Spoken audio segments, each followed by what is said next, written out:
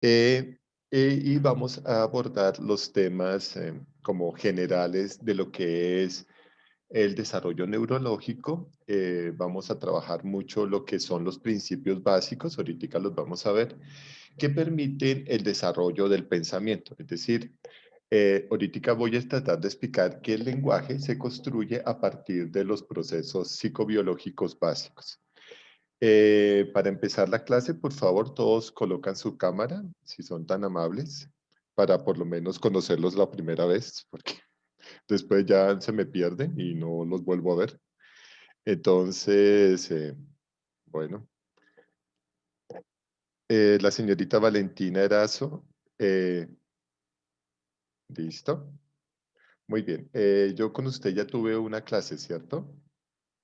Que fue Introducción a la Psicología. Entonces, aprendieron el mundo del inframundo. Aprendieron todo lo del inframundo. Entonces, la idea de ahora es llevarlos por un camino un poco más complejo. Ustedes ya vieron materias como, bueno, bueno, vieron introducción, lógica matemática, vieron TIT, vieron em, psicobiología, ¿cierto? Ya vieron psicobiología, todo el proceso celular. Vieron, bueno, introducción a la administración. Creo que con esas, listo. Pero digamos que las materias del área psicológica empiezan desde ahora. Nosotros, bueno, psicobiología e introducción a la psicología eran como de la línea, pero las otras sí eran un poquito complementarias, llamémoslas así. Pero a partir de hoy ustedes ya entran al mundo psicológico, al mundo de psique, ¿se acuerdan de psique? De todo lo que vimos de psique, de Eros, de Tánatos, un poco todo ese elemento del pensamiento. Laura Vázquez y Lady, por favor, se presentan. Ustedes eran un montón, ¿cierto? Eran. Profe, lo que pasa es que estoy desde el computador y desde el celular y en el computador no tengo cámara ni Ah, audio. bueno, listo. Bueno, entonces ya te vi por lo menos. Entonces, lo que voy a tratar de mostrarles es cómo nuestro cerebro desarrolla ciertos procesos. Digamos que para empezar la clase, bueno, tengo que explicarles algunas cosas importantes de la metodología, o si no, después empiezan, no, y es que no nos dijo. Vamos a desarrollar tres parciales, trabajos de clase, trabajos de por fuera de la clase, o sea, habrán trabajos dentro de la clase y trabajos fuera de la clase. Por ejemplo, yo les puedo decir, hago un quiz, abro la plataforma y ustedes contestan el quiz, se cierra el quiz y seguimos la clase. Eh, digamos que yo no soy muy amigo de poner los cuatro ni los cinco. Nunca coloco tres, no coloco cinco. He tenido problemas con los estudiantes porque empiezan, no, pero es que yo pago para pasar. No, usted paga. Bueno, los de la noche me escribieron un mensaje, es que ahí deben haber reglas. Y yo, sí, hay una regla, usted estudia. O sea, no empecemos con el cuentico de que es que yo pago y como yo pago, yo me esfuerzo y todos los días entro a la clase. No, eso no. O sea, yo pienso que ustedes deben ser muy claros con ustedes y es, ustedes están acá porque quieren estar acá. Y ustedes literalmente me contratan a mí para que yo dé lo mejor de mí. ¿Sí me entienden? Para que ustedes estudien. Entonces, yo voy a colocar tres exámenes, varios trabajos, pero los trabajos no valen el 100% de la nota. Es decir, los trabajos valdrán un 15%. Lo duro acá son los exámenes. Entonces, habrán exámenes virtuales. Eh, yo pensaba que como nos íbamos a ver en clase presencial, los iba a hacer en los exámenes presenciales, pero pues por situaciones de pandemia, pues nos toca trabajar desde el aula virtual, pero sí es muy claro, o sea, los trabajos valdrán un 15%. Ay, pero es que nos puso a ver un montón de cosas y hacer. Sí, pero eso vale un 15%. Lo que vale fuerte, y yo quiero que ustedes lo entiendan, es los trabajos, perdón, los parciales. Eso es lo que es importante. ¿Sí me entienden? Eh, de pronto la exigencia sí es mucha. Yo ya les voy a exigir un poco más. Es decir, Ustedes, hay un libro en la plataforma, yo les monté varias cosas ya en sus plataformas. Hay un libro de atención, de procesos básicos, solo tiene 4 procesos, pero hay más procesos, pero hay un libro completo. Hay varias guías, o sea, hay mucho trabajo. Digamos que los procesos psicobiológicos conllevan a que usted se esfuerce mucho más. En algún momento, y esta vez sí voy a ser muy estricto, llamo a Laura Vázquez. Por ejemplo, Laura, ¿cómo estás?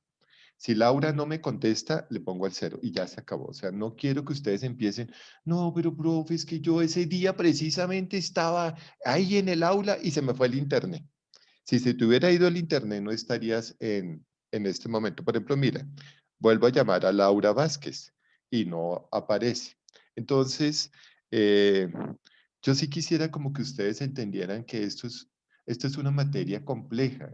No es compleja como neurofisiología o neuropatología, que son mucho más densas, pero es el inicio o la continuación de su carrera.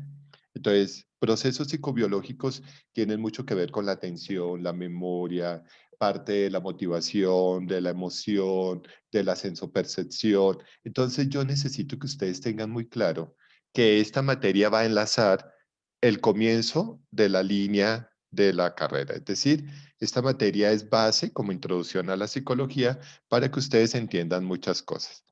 Entonces, por tercera vez llamo a la niña Laura Vázquez. Entonces, Profe, dime, ya le había explicado que tengo el computador y el celular. pero puedes decir hola. No tengo cámara. Sí, pero Profe, ya puedes le había decir, dicho hola, pero bueno, otra vez hola. Buenos días. listo, buenos días. Listo, muy bien. Bueno, entonces vamos a empezar. ¿Quedan claras las condiciones de la materia? No quiero que después empiecen, no, que por qué los trabajos valen tan poquito, que nada.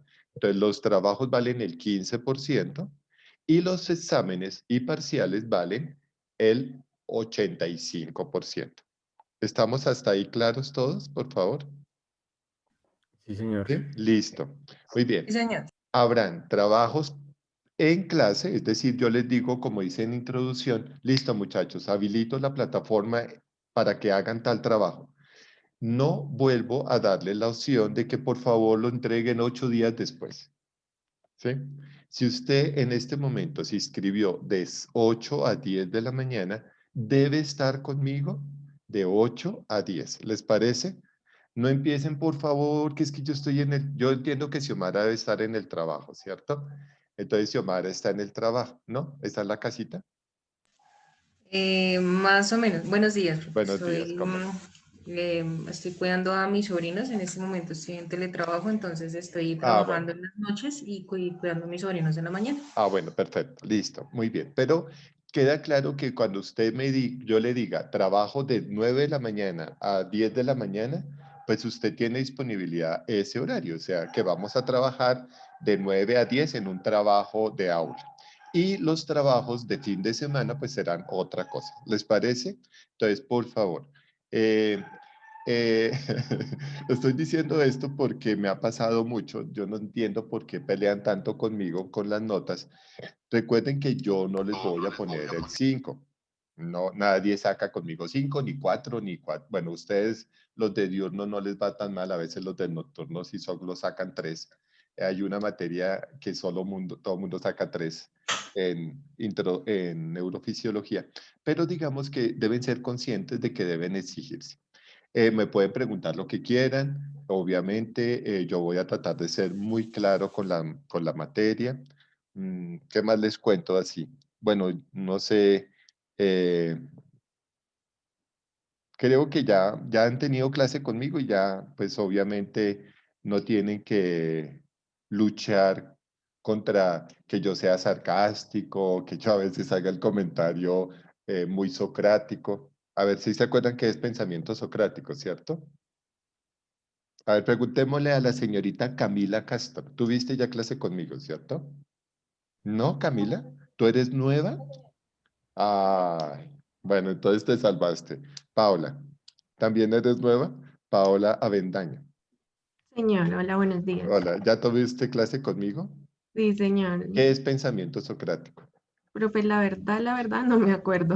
Grave. Yo voy a tomar mucho de introducción para molestarlos, o sea, porque ya vieron conmigo introducción. A ver, señorita Torres y Anela, ¿qué es pensamiento socrático? Buenos días, Buenos profe. días. Tampoco me acuerdo. Ya me empecé a rascar acá en los de... Bueno, a ver, ¿quién recuerda? A ver, sí, porque si no voy a gastar toda la clase recordando eso. ¿Qué es pensamiento socrático? ¿Cuál es la base del pensamiento socrático? ¿Es la ignorancia, profe? ¿Algo así? No, no de Profe, eso. creo que es la búsqueda Profe, como la de nuevas lógica. ideas. No, no, Profe, es como el pensamiento lógico.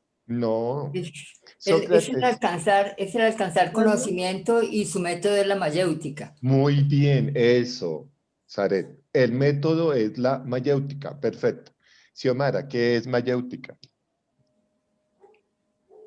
Miren, muchachos, no quiero empezar a regañarlos desde el comienzo. Me maté explicándoles absolutamente muchas cosas. La mayéutica es parte de dar a luz, o sea, el conocimiento, perdón, es dar a luz, por eso se llama obstetricia, y la mayéutica permite que el estudiante vaya aprendiendo gracias a las preguntas que hace el maestro. El maestro cuestiona al estudiante y el estudiante va respondiendo. El maestro nunca responde al estudiante su duda, lo lleva por el mundo del conocimiento para que él responda a su duda. ¿Queda eso claro? O sea, uno de los elementos importantes de la mayéutica es que se basa en, en el sarcasmo y la ironía. O sea, eso es lo que marca la mayéutica. Yo voy a ser irónico y voy a ser sarcástico. ¿Para qué? Para que el estudiante en algún momento construya su pensamiento. A diferencia de otras escuelas como Platón, que hablaba de la dialéctica. La dialéctica que es un diálogo permanente entre el estudiante y el maestro. Entonces, muchachos, les hago una sugerencia. En la plataforma, bueno, vamos a hablar un poquito de eso. Ahí están todas las asignaturas de introducción a la psicología. Están todas las clases. Ustedes tuvieron la oportunidad de ver conmigo Introducción a la Psicología y muchos de los elementos de introducción yo los voy a retomar en esta clase. Eso significa que ustedes deben ya saber cosas, ¿sí? Nosotros en introducción vimos el conocimiento, vimos el oscurantismo, hicimos cosas, vimos sensación, vimos parte de percepción, vimos parte del modelo biológico, vimos parte de la escuela del aprendizaje, la escuela conductista. Entonces vimos el pensamiento, el desarrollo del pensamiento cognitivo. Entonces, muchachos, empezamos a ser sarcásticos. ¿Sí? Les sugiero que retomen su cuaderno de introducción a la psicología. Les sugiero que vuelvan a ver los videos que están en mi canal. Ya tengo 127 suscriptores. Está en mi canal, que es Luis Orlando Páez Henao, alias Semidios. Camila, te voy a contar algo. Camila Castro. Tú tuviste la oportunidad o vas a tener la oportunidad de estudiar con un semidios. Es un chiste sarcástico, o sea, el conocimiento nos hace ser semidioses. Entonces, quien posee el conocimiento, posee la sabiduría y alcanza un poco el Olimpo. El Olimpo es donde habitan los dioses. Entonces, muchachos, por favor, les recomiendo volver a estudiar. ¿Listo? Para el tema de hoy, pues obviamente llevarlos por el mundo de procesos psicobiológicos, o sea, vamos a entrar de nuevo al mundo de psique. En ese mundo de psique, pues obviamente vamos a conocer cómo psiques aprenden. Es decir, vamos a ver que psique aprende desde la atención, desde la sensación, desde la percepción, desde la motivación, desde la emoción, desde el pensamiento. O sea, la forma en que aprende psique, ustedes van a ver cómo, por ejemplo, psique va a aprender de la atención. Si yo no presto atención, pues obviamente no voy a aprender. O si mis elementos de lógica no están bien, pues obviamente no voy a aprender. Pero sí que no aprende del lenguaje como tal. O sea, el lenguaje se va a desarrollar posteriormente a que sí que aprende. Un niño no habla sino hasta los 3 años. ¿Sí me están entendiendo? El lenguaje es lo que sí que construye en forma superior. Nosotros tenemos procesos básicos y procesos complejos o procesos superiores. Dentro de los procesos simples, que son atención, sensación, percepción, memoria, está la base para que se desarrolle el lenguaje. ¿Sí me comprenden esa idea? Si yo no tengo elementos de atención, percepción, sensación, movimiento, ahorita lo vamos a ver, movimiento, entonces sí que no va a aprender a hablar. Por eso un niño que no escucha, que no ve, que no siente, no habla. ¿Sí me están entendiendo? Por eso el niño sordo se vuelve mudo. Aunque ya no se dice sordo mudo, sino para que me entiendan, si él no escucha, no habla. Entonces, la sensación de escuchar permite el desarrollo del lenguaje. Pero si el niño anda pensando así como muchos de mis estudiantes de introducción que andaban por allá en el mundo de, a ver, ese mundo de las ideas, perdidos por allá, y no presta atención, tampoco desarrollará lenguaje. ¿Sí me están comprendiendo? O sea, para desarrollar lenguaje necesitamos tener unos procesos básicos, como un soporte. Voy a utilizarle algo que le compré a Luis, ¿eh? Le compré un jardín zen. Bueno, Luis es mi hijo para Camila. Entonces le compré un jardín zen. Y el jardín zen necesita unas piedras. O sea, están las piedras, está el Buda, voy a sacarles el Buda, está el Buda, ¿sí? Pero realmente la piedra es la base de todo. O sea, por eso se dice, se voy a colocar la primera piedra en una edificación. Al colocar la primera piedra, edifico. ¿Sí ven? ¿Quién recuerda cuál es la teoría que habla de que se va construyendo el conocimiento como si fuera un edificio? ¿Quién recuerda el autor de ese elemento de construcción? Eso lo expliqué en introducción. No, no me contesten todos a la vez porque me quedo sordo. Nicolás.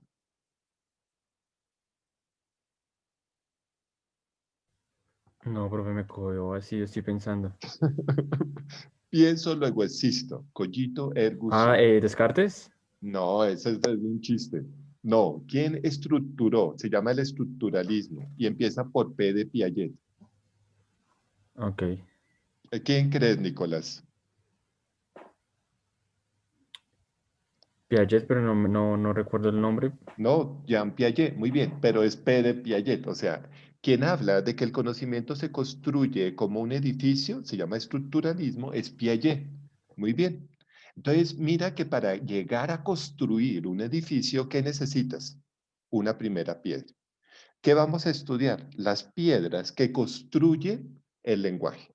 ¿Entiendes eso, Nicolás? O sea, vamos a construir todos los elementos básicos, o sea, la base del conocimiento, para que tú aprendas a hablar. Pero si aprendes a hablar, aprenderás a leer, aprenderás a escribir, aprenderás a calcular, aprenderás a planificar a las funciones ejecutivas. Entonces, miren muchachos que lo más importante es que vamos a construir una base. Por eso, base, basic, en inglés, basic. La base obviamente nos lleva a unos procesos básicos. ¿Sí me comprenden? O sea, si yo voy a construir la base del pensamiento y la manifestación del pensamiento, que es el lenguaje, entonces necesito construir la base. ¿Qué vamos a estudiar? La base. ¿Y qué será la base? Procesos. ¿Entienden? Entonces, para empezar, yo les voy a mostrar, no sé si lo hice en introducción, recuerden que yo no me acuerdo de muchas cosas, es decir, no me voy... Ah, Camila, te voy a contar una cosa. Orlando Páez no recuerda los nombres, ¿sí? O sea, yo tengo mucha gente, entonces yo no me acuerdo de los nombres y no te vayas a sentir mal. Ay, ¿cuántas veces? Bueno, aquí me queda fácil porque todos tienen el nombre en la cámara, pero si estuviéramos en presencia, yo no recuerdo el nombre. Pero sí recuerdo cosas importantes. Entonces, por ejemplo, yo a veces digo, eso ya lo dije acá, porque como tengo varios cursos, pues no recuerdo qué dije en cada curso. ¿Te parece? O sea, para que no se me angustie la señorita Camila Castro, que tiene clase hoy por primera vez con Orlando Páez. Entonces, para empezar, yo quiero mostrarles bueno, voy a presentar a mi muchacho, bueno, cuando tenía muy poquitos años. Y voy a empezar la presentación. Están viéndolo, ¿cierto? Listo. Sí, señor. Digamos que yo quiero mostrarles de dónde nació todo un proceso. O sea, Luis Felipe, que es mi muchacho, ya tiene 16, va a entrar a los Andes, si les conté, a estudiar microbiología. Entonces, Luis Felipe, cuando tenía más o menos unos 8 mesecitos de edad, sufrió una enfermedad que se llama meningitis. La meningitis, pues yo se la voy a explicar después. La meningitis es un proceso de inflamación de las meninges y eso afecta pues obviamente los procesos neurológicos en los niños. Pero Luis Felipe tuvo una gran ventaja. Digamos que cuando Luis Felipe hizo el primer cuadro meningio, que fue un pequeño cuadro epiléptico, muy pequeñito, estaba dormido y yo vi que se movió raro, entonces yo, Después tuvo un piquito de fiebre, entonces me lo llevé a la urgencia y pues la ventaja es que a él se le detectó muy rápidamente el proceso meningio.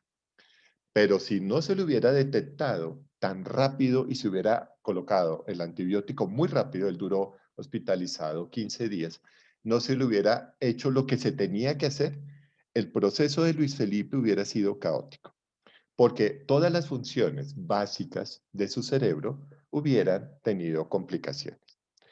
Podría haber tenido problemas de atención, problemas de sensación, problemas de percepción, problemas de estructuración neuronal. Mejor dicho, se hubiera complicado y hubiera tenido un retardo en el neurodesarrollo. Pero debido a que Luis Felipe se le atacó rápidamente su enfermedad y yo empecé a desarrollar un modelo de neurorehabilitación, Luis Felipe logró superar rápidamente su proceso neuronal.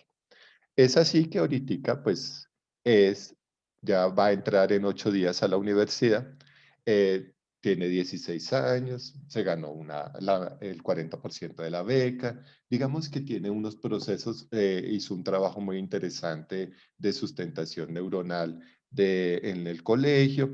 Entonces, ¿qué sucede? Entre que el cerebro esté bien, pues obviamente cuando un cerebro está perfectamente bien, desarrollará unos procesos adecuados. Eso les queda a todos claro. Pero, ¿qué pasará si el cerebro no está bien? Si un niño tiene problemas metabólicos, un niño tiene problemas nutricionales, un niño tiene problemas de trauma. De trauma no es que, ay, es que Orlando nos traumó. No, trauma es golpe y contusión. Entonces, si el cerebro no está bien, los procesos no se desarrollarán bien. Entonces, una de las cosas que yo quiero que ustedes entiendan es que el cerebro debe tener unas condiciones muy bien para que sus procesos, ¿sí me entienden? O sea, para que sus procesos sean adecuados. Y si yo tengo procesos adecuados básicos, tendré procesos superiores adecuados. Pero si tengo un cerebro enfermo, no se desarrollan bien los procesos básicos, o sea, la estructura, los procesos superiores fallarán. ¿Hasta ahí vamos bien? Disculpe, profesor, Dime, no Sare. sé si es mi caso, pero estoy escuchando como alterado el sonido. Le escucho como si estuviera difónico o algo así, pero sé que es el sonido, no sé si es en este dispositivo. No, yo también te escucho mal. O sea, yo también te escucho interrumpido. Hablemos con Nicolás, ¿tú me escuchas bien? Sí, profe, lo escucho bien. Pues Sí. no sé si es mi internet, pero de vez en cuando se traba, pero no, el resto bien. Ah, bueno. Pero Saret, a Zaret también la escuché como entrecortada. sí, Saret, va a tocar mirar, puede ser que tu señal de computador esté un poquito fallando y por eso la señal está interrumpida.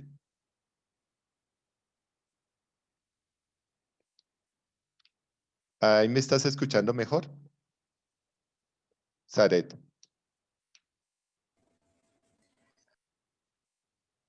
No, no, y no te escucho yo a ti. Bueno, eh, vamos a seguir y ahorita tratemos, si quieres, Saret, no perderías mucha la clase, voy a ir lento. Salte de la reunión y vuelves y entras a ver si es eso. ¿Te parece, Saret? Cierra tu sesión. No voy a cerrar la de todo el mundo, sino cierra tu sesión y vuelves y entras a ver si eso mejora.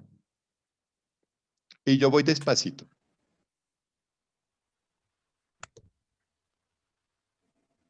¿Listo? Bueno, entonces les comentaba que si un proceso neuronal, o sea, mi cerebro tiene muy buenas condiciones, desarrollará buenas bases neuronales. Pero si esas, bueno, y si tengo buenas bases, mi lenguaje, mi desarrollo del pensamiento lógico, mi matemática, mi escritura, la lectura serán muy buenas. Pero si tengo un enfermo, un niño enfermo, cuyas condiciones neuronales no le permiten un buen desarrollo de esas funciones básicas, pues obviamente las funciones superiores, como es el lenguaje, fallarán. Entonces, vamos a tomar el caso de un niño sano, como Luis Felipe, cuyos procesos fueron adecuados y por lo tanto sus pensamientos, su lenguaje es adecuado. ¿Estamos bien?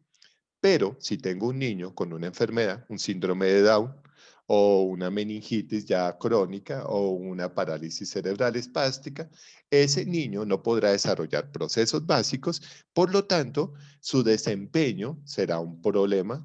¿Por qué? Porque tendrá dificultades al aprender, al hablar, al escribir, etc. ¿Estamos entendiendo eso, muchachos? Muy bien. Entonces, debido a eso, pues yo desarrollé un modelo que quiero que lo entendamos como proceso básico. Entonces, lo primero es esta frase. Yo se las había dicho en latín en Introducción a la Psicología, pues no mejora su estado quien muda solamente de lugar y no de vida y de costumbre. Eso lo dijo Séneca 370 años antes de Cristo. Entonces, ¿qué pasa?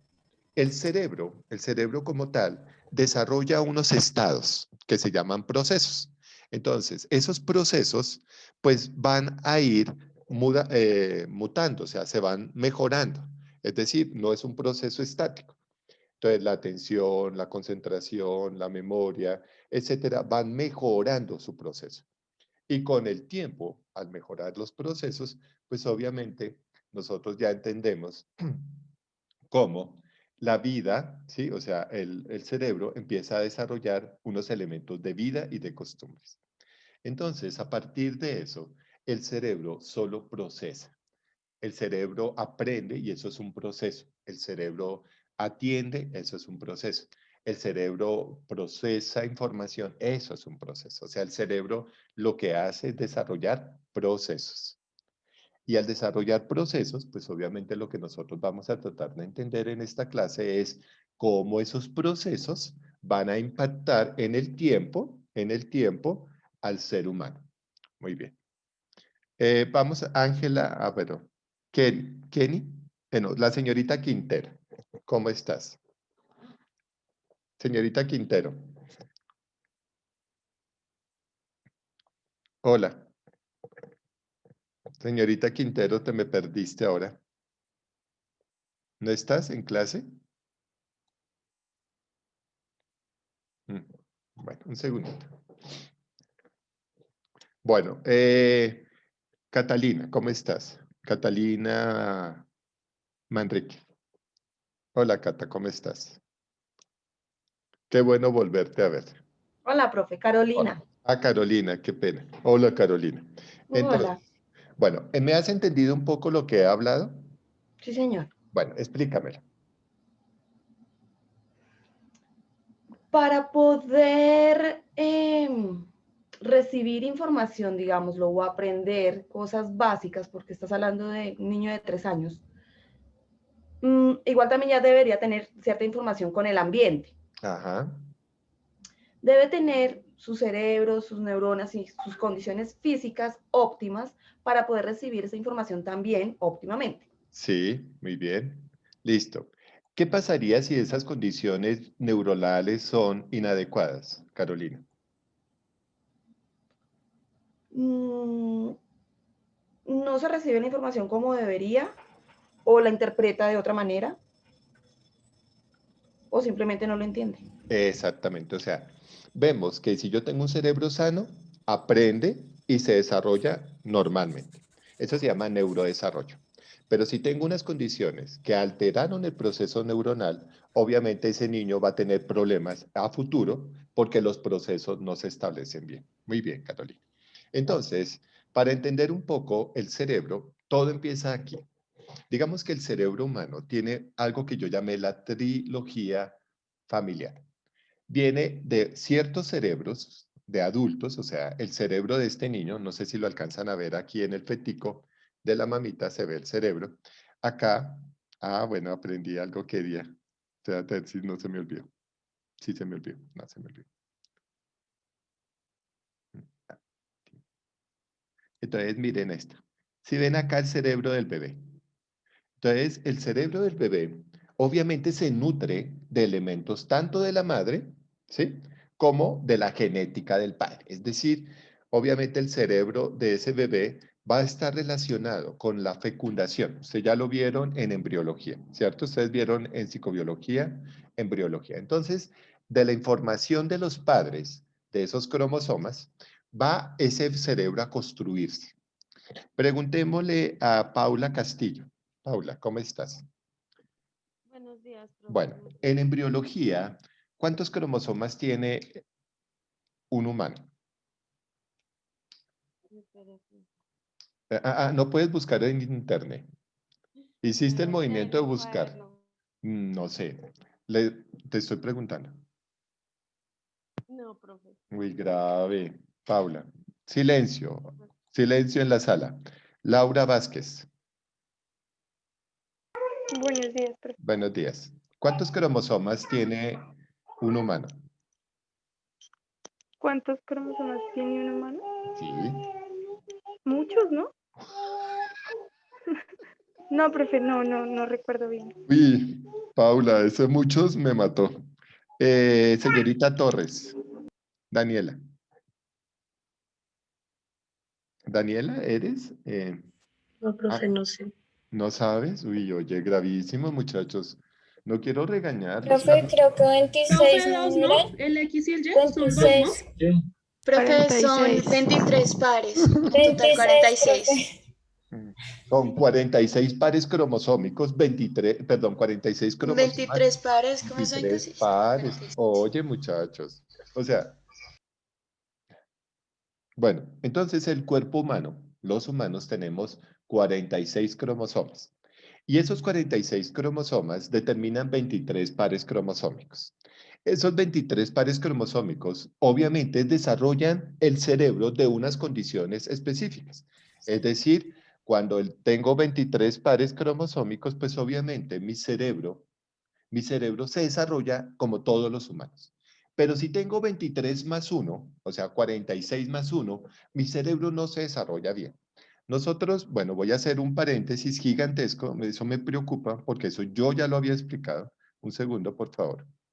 Cuando tenemos una trisonomía, una monosomía, eso ya lo vieron en biología. Ahora me tengo que salir de acá. Vamos a ver algo importante. Voy a mostrarles una cosa.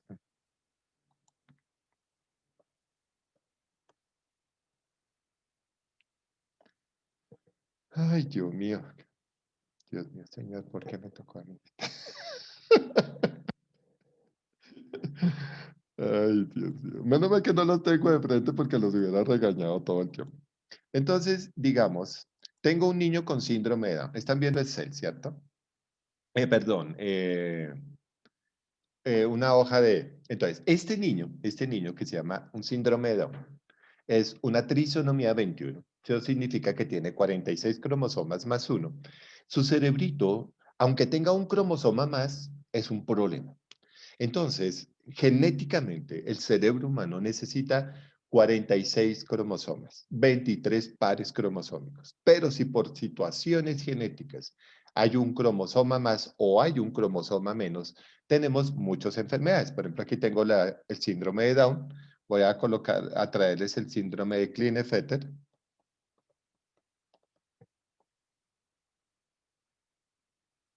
Mira, el síndrome de Klinefelter es una trisonomía, ¿sí? Con unas malformaciones. Voy a traerles el síndrome de Turner.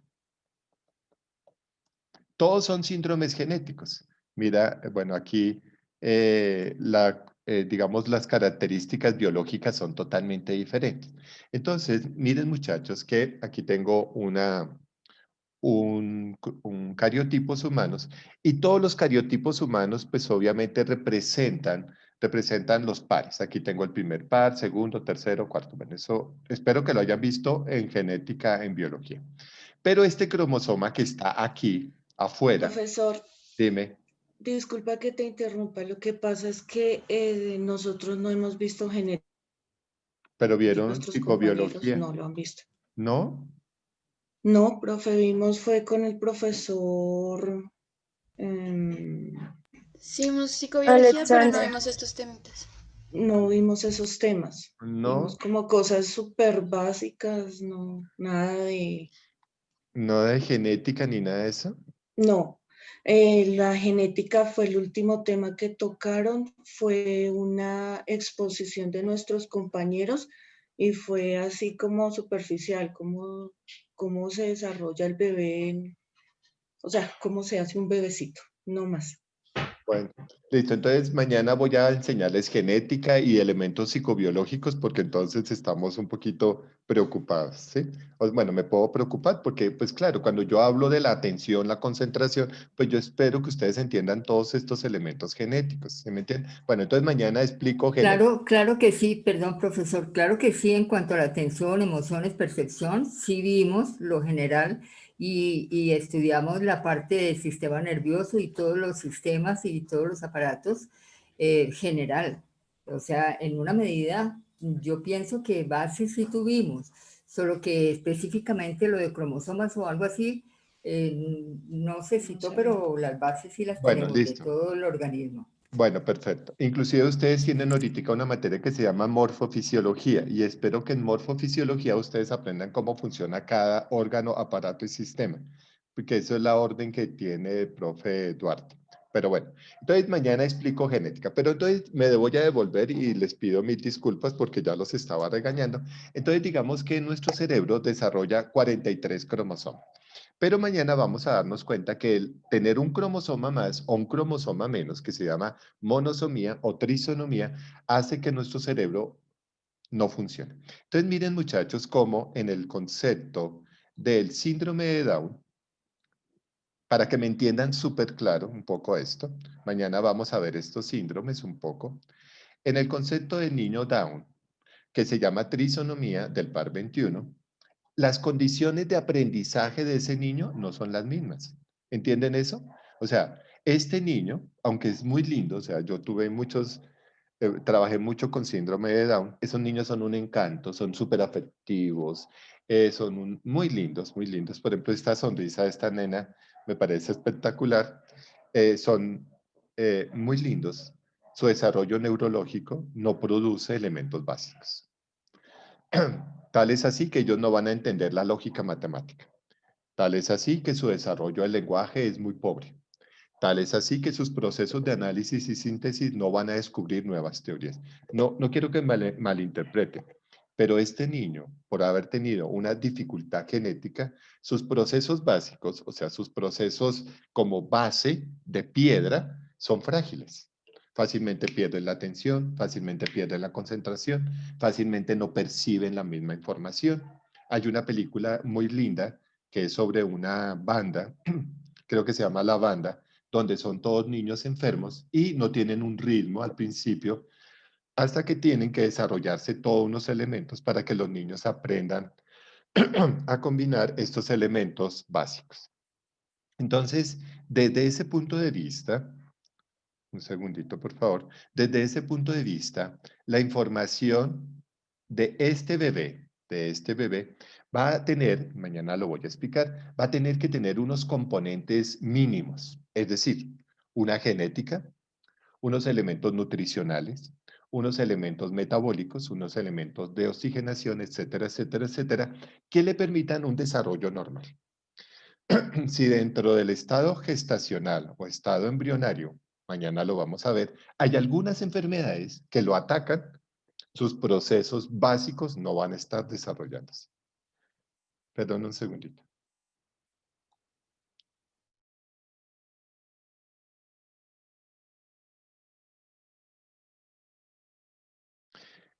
Discúlpenme, pero si el cerebro está en condiciones normales, me están escuchando como ronco, ¿cierto? Sí, señor. Sí, ¿cierto? Yo también me estoy No, escuchando muy mal. en mi caso ya mejoró muchísimo, pero era el aparato acá, el dispositivo. Ah, bueno. No, es que, ¿sabes qué sucede? Como hace tanto tiempo no me ponía corbata, me está apretando. No me, no me deja hablar con claridad. Entonces, entonces, imagínense, muchachos, que ese cerebro que se va a desarrollar, pues obviamente va a tener unas condiciones. Esas condiciones obviamente vendrán por la genética de la madre y vendrán por la genética del padre. Perdón. Pero si algunas condiciones básicas no funcionan de la madre, pues obviamente ese bebé va a tener algunas implicaciones. Entonces, mañana vamos a entender cómo el cerebro requiere unas condiciones únicas para su desarrollo. Pero si esas condiciones, perdón. Entonces, si las condiciones están muy bien, las condiciones biológicas, pues este es parte del modelo que yo les comentaba. Entonces, el cerebro para esos procesos requiere unas condiciones biológicas. ¿Listo? O sea, requiere que tengamos unas condiciones mínimas esenciales de nutrición, de genética, etcétera, etcétera, que son el elemento genético. Pero obviamente, como lo dijo Carolina, necesitamos también de unos elementos emocionales. Es decir, el cerebro requiere un contacto, requiere un afecto, unas emociones, unos desarrollos, etcétera, etcétera. Entonces requerirá elementos emocionales. Pero esos elementos emocionales nacen de un componente social. Es decir, el cerebro solo se desarrollará en exposición a lo social. Un cerebro aislado se llama deprivación neuronal, ojo con ese término. Un niño que se mete en una cueva, y se le quita toda posibilidad de percibir el mundo, es decir, de ver la luz, de escuchar sonidos, su cerebro entrará en un aislamiento que se llama deprivación neurosensorial, y esa deprivación neurosensorial ocasionará un deterioro en las funciones básicas. ¿Entienden eso? O sea, si por ejemplo tenemos a una niña de 3 añitos y la niña nunca está en exposición a lo social, se aísla, no caminará, miren lo interesante, muchachos, no caminará, no hablará, no pensará y morirá, literalmente. ¿Sí? Su cerebro se destruirá. Eso lo vamos a ver mañana con una ley que se llama la ley de Lamarck, la ley lamarckiana, que significa que un órgano que no se utilice se atrofia. Esa es la ley lamarckiana. Entonces, miren, muchachos, que el cerebro está, digamos, estructurado para pensar. Pero si yo no tengo unos elementos biológicos, no tengo unos elementos psicológicos y no tengo unos elementos sociales, el cerebro no se desarrolla. ¿Hasta ahí vamos bien? Entonces, por eso es que Sí. a los niños se les desarrolla estimulación sensorial y se les lleva a gimnasios y se les pone a nadar y luego se les da mucho afecto y luego se les expone socialmente. ¿Para qué? Para que el cerebro vaya trabajando. Pero además de lo social está el componente cultural. Es decir, que nosotros tenemos una cultura. En lo social, nosotros pues obviamente tenemos, lo social se relaciona más con la interrelación con los individuos. Pero miren lo interesante, cada cultura desarrolla elementos diferentes. La cultura paisa es diferente a la cultura chocuana y a la cultura de la costa o de los cachacos, etcétera, etcétera. Y eso hizo que yo tuviera una idea. Yo decía, es más fuerte la cultura que lo social. Por eso, miren que hay algunos niños que desarrollan elementos culturales por encima de lo social. Es decir, hablan como hablan en su región. ¿Sí? Entonces, por ejemplo, imagínense en el trauma que va a tener un niño de pasto, ¿sí? Pastucito, entonces donde allá se habla diferente, al ir a Cartagena a estudiar. Entonces cogemos un niño de 6 años, pastucito, y lo llevamos, que sabe hablar, sí, ya ha desarrollado el lenguaje, y llega a la costa. Y entonces la profe dice, eta que taca tra. Entonces el niño no lo entendió. Eta que taca tra, a ver, señor, señor. Y todos los niños hablan de una forma que el niño de pasto no entiende. ¿Eso significa que no tiene lenguaje? ¿Sí me comprende la pregunta? ¿Eso significa que no hay lenguaje? Sí hay lenguaje. Pero ¿qué alteró el lenguaje? La cultura. Cuando yo trabajaba en Valledupar, yo tenía serios problemas con el lenguaje. Por ejemplo, y yo creo que se los expliqué en algún momento. Imagínense esto. Yo llegué a un turno a, a Valledupar. Entonces yo le digo a la señora, dime qué le pasa al niño. Y dice, no, que es que está aguadito. Y yo, "Juepucha". Y yo, aguadito. Y se me dice, sí, doctor, es que está muy aguadito. Juepuchica.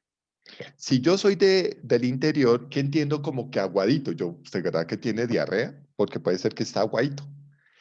Ella se refería a que estaba aguadito, que sus músculos no tenían tono ni fuerza.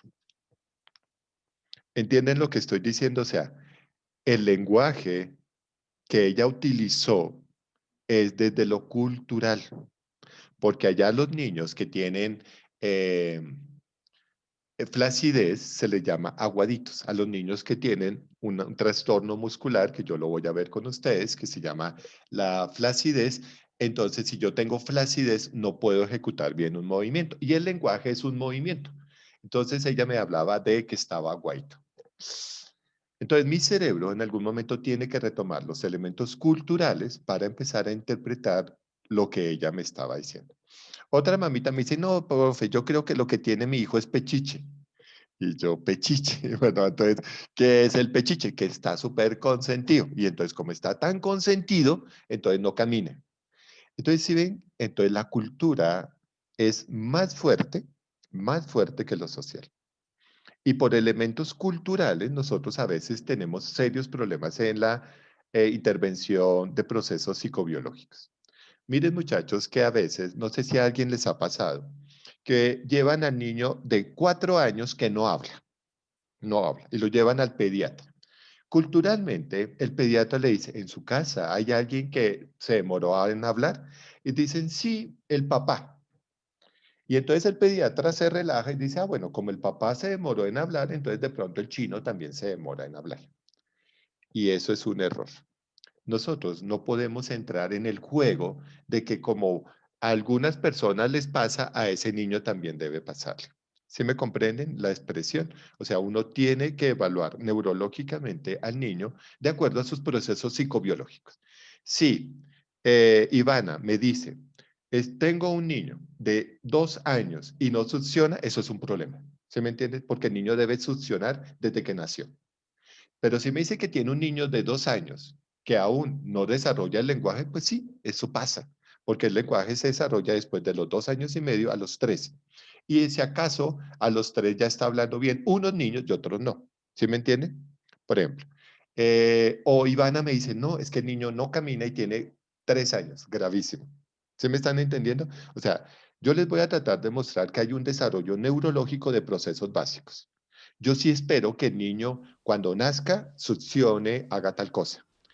Cuando tenga 6 meses, controle ciertos movimientos y ya preste atención a ciertas cosas.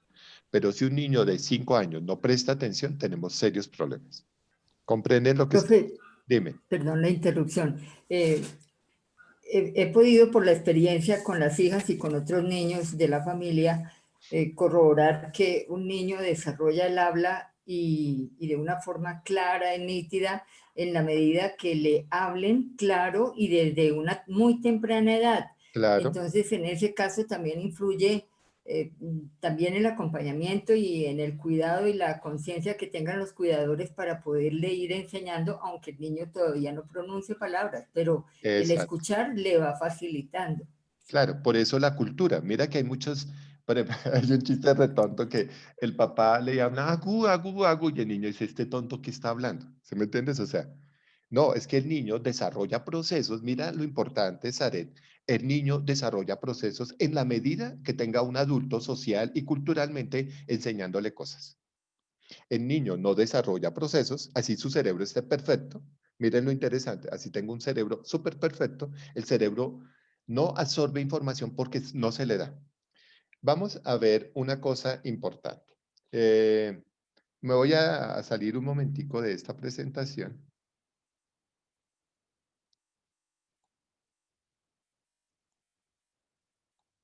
Bueno, ¿están viendo la de los niños Down?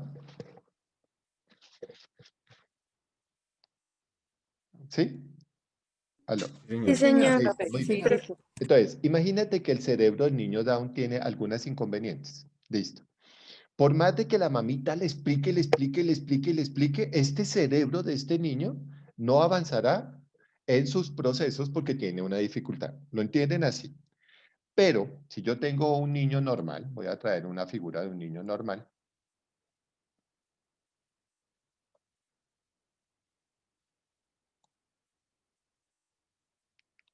Y este niño, mira, este niño que tiene aquí esa cara toda picaresca, se le habla a media lengua, no se le explica. Y entonces, por ejemplo, vamos con el caso. Pongámosle al niño nombre Pedro.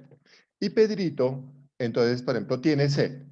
Y entonces la mamá, él señala el agua. Entonces la mamá dice, ay, ¿qué será? ¿Será que tiene frío? ¿Será que quiere agua? ¿Será que tiene hambre? Y entonces empieza a hacer un montón de despliegues, ¿sí? Y le trae un montón de cosas. Y entonces él coge el agua y se la toma, listo. Y de pronto quiere irse a acostar. Entonces hace otra seña y la mamá, ¿será que tiene frío? ¿Será que se quiere acostar? Listo. Entonces Pedrito, pues obviamente solo señalando el mundo, responde. Pero si Pedrito le dice, señala algo y la mamá, ¿qué quiere? Hable claro, a ver, dígame qué quiere. Y él, no, no le entiendo. Agua.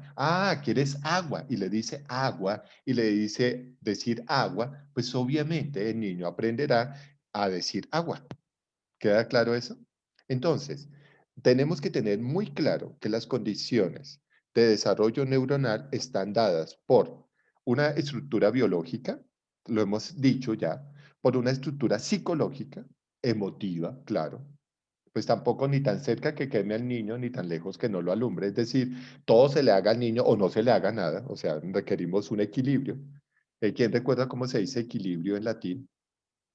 Ángela María. Preguntémosle a Ángela María. ¿Cómo se dice equilibrio en latín? Yo lo expliqué. Profe, ya estoy buscando, es que no me acuerdo, pero yo tengo todo anotado. Voy a apagar la cámara para llorar 5 minutos. Ay, profe. Pero a ver. No, profe. Homeostasis, homeostasis. Sí, homeostasis. Entonces, el equilibrio es la homeostasis. ¿Qué requiere entonces un cerebro? Que tenga un equilibrio, una homeostasis. ¿Ya la encontraste, Ángela? Sí, sí. Ay, profe. Minuto de silencio. Entonces, ese equilibrio, Saret, ese equilibrio es dado por las condiciones biológicas, psicológicas, sociales, culturales. ¿Entiendes eso? Sí, señor, sí. Claro. En una medida como la preparación de los adultos que rodean al niño para que sean conscientes que no es un bebecito ignorante, sino es un organismo en aprendizaje. Eso, Entonces, perfecto. todo quiere. Listo. Quiero para hacer un paréntesis, muchachos, con algo que Luis Felipe tuvo que hacer un trabajo. Bueno, yo le ayudé mucho a hacer un trabajo y queríamos evaluar el aprendizaje de un niño de la plaza versus un niño de estratos 6. Y Luis Felipe utilizó una frase que me pareció sumamente interesante. Me dijo, el niño de la plaza está expuesto a muchísimos estímulos, ¿sí? El ruido está tirado, no tirado, disculpen, está en un corral, en una caja, pero la mamá habla, todo el mundo le habla, lo tratan fuerte, tal. Y ese niño aprende a desarrollar movimientos terriblemente precisos. Mientras que el niño, estrato 6, que está en el Mary Mouse, en el mejor jardín infantil, él tendrá un desarrollo del pensamiento lógico. ¿Qué es más importante? ¿Desarrollar ciertas condiciones físicas y de movimiento o desarrollar un pensamiento? Me decía, es muy difícil tomar la decisión en qué debemos enfatizar. Por ejemplo, muchos niños estrato 6 no se ensucian, no pueden jugar ciertas cosas, mientras que el chino de la caja juega de todo, está sucio, mientras que este está súper limpio y tiene mamás súper obsesivas, mientras que esta mamita no es que sea abandónica, es que tiene que trabajar. ¿Cuál de los dos cerebros es más importante? literalmente es la combinación de los dos mundos. ¿Sí me están entendiendo? Si no hay combinación de los dos mundos, el cerebro va a ser muy complicado. Yo quiero que ustedes lo tomen textualmente lo que voy a decir. Yo viví en Patio Bonito. Yo vengo de Barrio Obrero. ¿Sí? Tuve la oportunidad de ser, a mi mamá no le gusta que yo recuerde esto, pero yo fui albañil. O sea, mi papá fue albañil. Mi hermano mayor fue albañil. Albañil. O sea, nosotros cargábamos ladrillo. Desarrollamos este mundo. Desarrollamos este mundo. Pero cuando tuve la oportunidad de estudiar, ¿qué mundo desarrollé? Este. ¿Qué día estaba yo en mi casa y se me dañó un tomacorriente? Entonces necesitaba que el tomacorriente pues, de la cocina funcionara, pero como estábamos en pandemia, pues ¿qué hice? Busqué uno de los tomacorrientes de la sala, que no me servía mucho, está detrás del sofá, lo quité, tan, sin bajar los tacos, instalé, quité el que se me quemó y lo instalé. Entonces mi mamá me dijo, ¿cómo hicieron para resolver el de la cocina? Y yo, pues quité uno y tal. Entonces miren que de este mundo tomo elementos de la vida cotidiana y los traspaso acá. Muchos de mis compañeros con postdoctorado sabrán cambiar un tomacorriente. No. ¿Entienden lo que estoy diciendo? Como yo viví ambos mundos, mi cerebro procesa información. Y eso me permite construir cosas, ¿sí? Arreglar cosas. Por ejemplo, que día a mi mamá se le dañó la licuadora y yo simplemente la desbaraté, miré las escobillas, mirá lo interesante, miré las escobillas, las lijé y las arreglé. Mi mamá, Era el vaso que te di. Y esos son los Valentina, vasos que había. Dime, profe. Valentina, tienes tu micrófono abierto. Listo, gracias. Entonces, están entendiendo cómo mis procesos básicos en algún momento funcionan. Entonces, bueno, les estaba comentando, es para que entiendan todo esto. Mi papá tiene una caja de herramientas. Bueno, ya no es la caja de herramientas como antes. Mi papá tenía una super caja de herramientas, que es de más o menos unos 50. Y se robaron un montón de herramientas del depósito. Entonces mi mamá me dijo, ay, vamos a ver qué se robaron. Mi mamá era chistoso. Mi mamá sacaba y me decía, ¿qué es esto? Y yo, ese es un taladro de percusión. ¿Qué es esto? Ah, no, ese es el hombre solo. Ah, ¿qué es esto? No, es la llave numérica. Esa es la llave inglesa. ¿Qué falta? Ah, falta la llave de tubo de 1,5 pulgadas. ¿Sí están entendiendo, muchachos? Si ustedes me escucharan hablando con mi mamá en la caja de herramientas, dirían, pero Orlando, pero si yo voy a la clínica y estoy hablando de neurología, es otro lenguaje. ¿Entienden eso? Entonces, ambos mundos, y eso es lo que me encanta de ustedes. Ustedes han estado en esos otros mundos. Permiten integrar un conocimiento básico de la vida cotidiana, ahora con un conocimiento un poco más especializado. Y la cultura permitirá construir esos elementos básicos. Por eso esta materia se vuelve muy interesante en la medida que vamos a ver cómo construimos, cómo este niño construirá esos elementos atencionales de sensación y percepción, etcétera, etcétera, que le permitirá hablar en los mundos. ¿Se me entienden? O sea, uno de los elementos importantes es que mi cerebro habla de acuerdo a lo que conozco. Bueno, juega todo lo que quieras, mientras cuando termines lo recojas, yo no tengo ningún problema. Y que lo recoja. Sí, que juegue lo que quiere, pero lo recoge. Perdón, profe, qué pena. Pero eso es eso. Si ves cómo mira lo que le pasó a la señorita Popayán, Jamilet. Hola, Jamilet, ¿cómo estás? Hola. Hola, profe, qué pena contigo. No. Me sirves para explicar lo que está pasando. Mira cómo mi cerebro, tu cerebro, Jamilet, tu cerebro está prestándome atención, ¿sí o no? Pero también está escuchando que el chino está tirando los juguetes y le dices, no me interesa lo que juegue si usted recoge. Mira cómo el pensamiento es paralelo. O sea, tú me estás prestando atención a mí, no significa que no me estés prestando el 100% de atención. Posiblemente tu cerebro está haciendo un gran esfuerzo, pero hay otras actividades que te obligan a tener una atención direccionada. Es decir, vamos a estudiar los trastornos de atención. Entonces, no es un déficit de atención lo que tienes, es que tu cerebro trabaja en atención específica. Me presta atención a esto, pero también presta atención a otros momentos. Entonces, miren, Jamilet, cómo el cerebro produce. ¿Hasta ahí me has entendido, Jamilet? Sí, señor. Muy bien. Entonces, ¿has visto Profe, cómo, perdón, señora? y voluntariamente se puede mejorar esos niveles porque, por Claro, ejemplo, los biógrafos de Simón Bolívar comentaban que, perdón, que era una persona que tenía la capacidad de dictar 5 informes, 5 cartas, etcétera, etcétera, porque él entendía y atendía muy bien cada uno de esos 5 temas o 5 claro. necesidades. Pero, Ahí era que por causa de su oficio, por causa de claro, su responsabilidad. claro, era una estratega. Yo quiero que ustedes aprendan una cosa. Yo tengo unos juegos, o sea, unos juegos por computador. Y esos juegos me obligan a pensar en paralelo. Y son muy difíciles. Pero ¿qué sucede? Mi cerebro se enfrenta al juego y cuando yo me enfrento al juego, a veces se vuelve reaburrido porque encuentro la solución muy rápido. Entonces mi cerebro se entrena respondiendo a eso. Yo quiero que sus cerebros se entrenen un poco en los procesos básicos para que entiendan cómo funciona.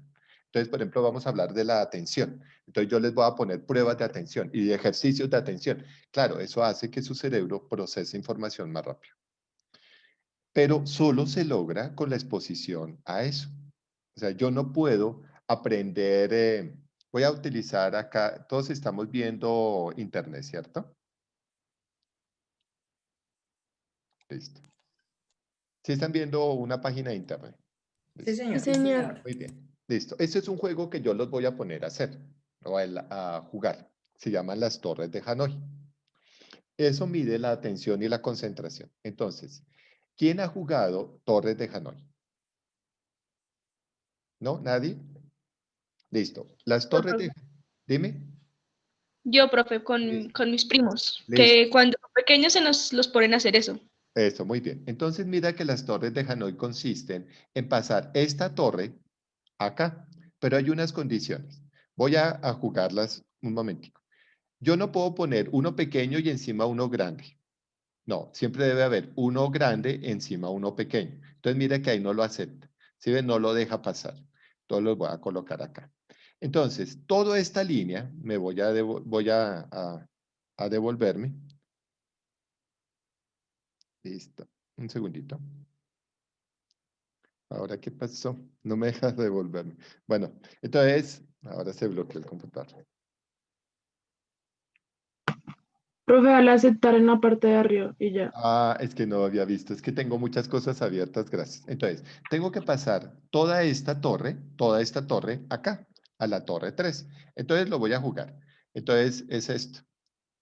Y yo paso este acá, luego paso este acá, luego paso este acá. Bueno, esa es la solución más rápida. Entonces, listo. Ahí ya gané. Listo. Lo hice en 7 movimientos. Obviamente, pues yo he jugado mucho las torres de Hanoi y hay una lógica. Cuando yo me enfrento, vamos a mirar a ver, a esta torre, que tiene aproximadamente 255 movimientos, tiene 8 elementos, 8 discos. Mi cerebro piensa diferente a cuando yo solo tengo 3 discos. ¿Están entendiendo? Pero para llegar a resolver el de 8 discos, yo debo saber manejar ese 3. ¿Qué significa? Cuando yo empecé a jugar torres de Hanoi, pues las torres de Hanoi me permitían empezar a desarrollar niveles de atención y comprensión y análisis. Entonces, eso permite que yo construya un proceso básico. Y lo desarrollo muy rápido. Por ejemplo, me voy a equivocar al desarrollarlo. Voy a hacerlo mal. Empecé mal. Entonces, esta solo puede pasar acá. Ya tengo varios movimientos que hice. Ahora voy a equivocarme más. Y ahí he realizado movimientos que no debía. Y no he pasado a la torre 3. ¿Sí me comprende? Entonces, mi cerebro en algún momento tiene que resolverlo antes de jugarlo. ¿Sí me comprende? Y eso es lo que yo quiero que ustedes aprendan. La sensopercepción, la atención, la memoria, etcétera, se procesan y usted debe mejorar esos procesos. ¿Para qué? Para que cuando entremos al pensamiento, la personalidad, etcétera, etcétera, usted ya lo tenga muy claro. Entonces, uno de los elementos importantes del conocimiento es que usted cada vez el conocimiento lo va utilizando para algo mejor. ¿Mm? Y por eso lo que estamos viendo es que los elementos psicológicos, biológicos, sociales y culturales permitirán que esos procesos básicos en el niño se desarrollen adecuadamente. Pero si no se desarrollan adecuadamente, pues obviamente no habrá atención, no habrá comprensión, no habrá memoria, etcétera, etcétera. Y se fallará en ese proceso. Muy bien. ¿Hasta ahí me han entendido, muchachos? Muy Sí, bien. señor. Listo. En el modelo, entonces en el modelo habrán otros elementos que condicionan eso, como el elemento valorativo, ¿sí? Como el elemento valorativo. ¿Y ahora qué pasó? Y ahora tengo un problemita aquí. Bueno, el elemento valorativo, lo ético. ¿Sí recuerdan qué es lo ético? Yo lo había explicado. ¿Quién recuerda qué es lo ético? Los valores. No, porque ahí está lo valorativo. ¿Qué es lo ético? No, lo que considera uno personalmente que está correcto o está incorrecto. No, no que lo que la sociedad le impone, que eso ya es lo moral, ¿no? Muy bien, Valentina. Wow. Es que Mis eso es respetos. como la homeostasis Muy de bien, todos perfecto. los temas. Listo, muy bien. Entonces lo ético es hacer lo que tenemos que hacer y hacerlo bien. ¿Alguien recuerda el concepto de Sócrates de lo ético? El cuento de Sócrates de lo ético. Yo se los expliqué en introducción. ¿Se acuerdan? El soldado que él deja el arma con cuidado con un amigo y que llega con un trastorno Sí, y muy le bien. dice que se lo tiene que devolver cuando él llegara de allá. Pero pues como venía con el trastorno no sabía si tenía que devolvérselo porque pues era el Era su obligación. sí, su obligación. Exacto. O no se lo entregaba O porque no se era lo lo ético. entregaba. Muy Exacto. bien, porque era hacer lo que tenemos que hacer y hacerlo bien. Muy bien, Paula. Mis felicitaciones. Te voy a poner un punto. Entonces en eso entra el relativismo, ¿cierto, profe? Claro. Porque todo dependía de si en la condición del compañero, era relativo a Exacto. eso. Muy bien. Por eso se habla que la percepción, y lo vamos a ver, es algo que nos puede engañar. ¿Sí? O sea, en los elementos sensoperceptuales, yo los voy a engañar. ¿Por qué? Porque es que los elementos de cómo el cerebro piensa pueden ser engañados. Lástima que no estemos presenciales. Cuando estemos en sensación y percepción, que es uno de los procesos, es que no sé si se alcanza a ver que, bueno, es un esfero y yo puedo hacer que sea como, no, es que es muy difícil, pero a ver, que se vea como si fuera de goma. Pues yo lo estoy viendo ahí porque me queda fácil. Si lo han visto, no, no se alcanza a ver, ¿cierto? La imagen. Pero yo puedo, es lo que se llama la ilusión, la ilusión. O sea, por ejemplo, ese jueguito que uno tiene con el dedo de que se separa del dedo. ¿Sí lo alcanzan a ver? Parece como si se separara el dedo. ¿Sí lo ven? Entonces, todo es relativo, todo depende de cómo veamos las cosas y cómo nuestro cerebro interpreta las cosas. Que eso lo vamos a ver entre ilusión y alucinación, o sea, la diferencia que hay entre una ilusión y una alucinación. Por eso el paciente alucina cuando ve algo que no es verdad. ¿Sí? Pero eso va más allá de la percepción óptica como fisiológica, va más allá, va hasta lo psicológico, Por la eso, percepción. claro, pero va a un proceso básico, ¿sí me entiendes? O sea, afecta a un proceso que es el análisis de la información. Entonces, por eso es que el proceso básico se construye, pero a ese proceso básico lo afectan cosas. Por ejemplo, no se percibe igual cuando uno está enamorado que cuando uno no está enamorado. La percepción cambia. ¿Se acuerdan de Eros y Psique? Eros está vendado. ¿Quién recuerda por qué Eros se vendó? Para no olvidar la belleza Para de no Atena. dejar de enamorarse, no No, quería No, para no olvidar. olvidar la belleza de Afrodita, ¿era? Muy O bien, sea, Ivana. si lo veía, sí. ¿Sí te acuerdas? Para no olvidar la belleza de Venus. Bueno, en este caso Afrodita. Para no olvidar la belleza de Venus. Por eso se pone la venda. Muy bien. Pero al ponerse la venda, todo lo vemos diferente. ¿Se acuerdan que decíamos que en la medida que yo vea las cosas, cuando vea el error del otro, ya no estoy enamorado? ¿Se acuerdan que era muy triste? Cuando Eros se quita la venda, se enamora de Psique, pero después ya no la ve igual. Y por eso Psique tiene las tareas, las famosas 4 tareas de Psique. No quiero preguntarlo porque me voy a desilusionar. Ivana, ¿te acuerdas de las 4 tareas de Psique?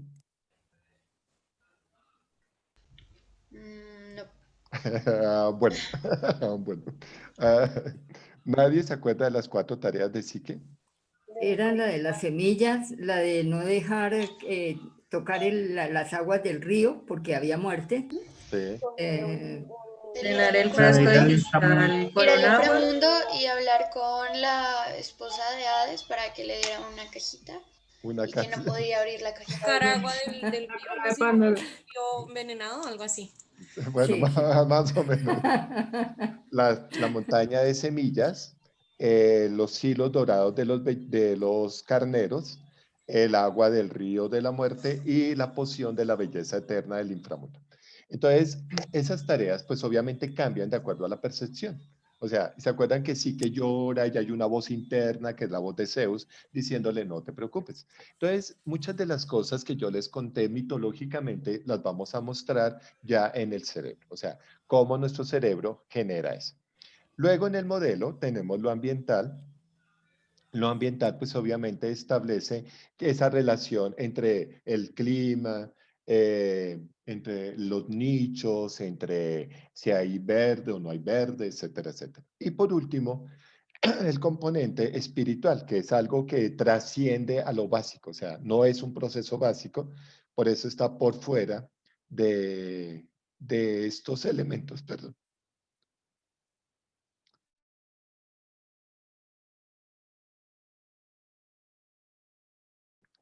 Hacía mucho tiempo no hablaba tanto y ya se me va ido la voz. Entonces, esos procesos espirituales ya son más de trascendencia, pero para trascender en los elementos espirituales, para entender, por ejemplo, el budismo, para entender el existencialismo, ¿quién recuerda cuál es el padre del existencialismo?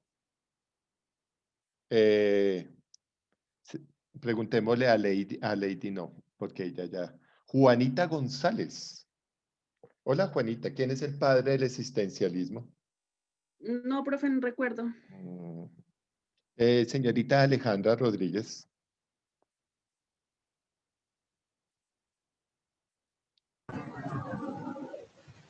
Alejandra, te escucho. Padre del existencialismo.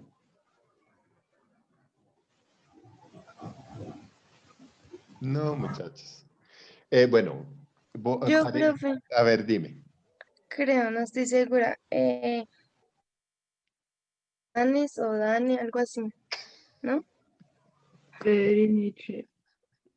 ¿No? Soren Kierkegaard. ¿Quién? Soren Kierkegaard es como un filósofo, ¿no? No, pero en la psicología. Carl Roger y Maslow. Ojo, en la psicología, no en la filosofía, sino en la psicología. Entonces, el existencialismo y del humanismo, Víctor Frank. El estructuralismo, Jean Piaget. El cognitivismo, Vygotsky. El pensamiento crítico, Oswald.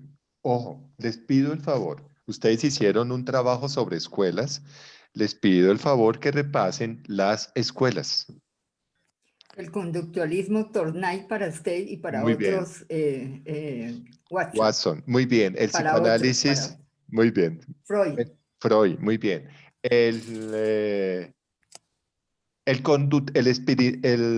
La psicología experimental. Skinner. Muy bien, Zaret, muy bien. Skinner, perfecto.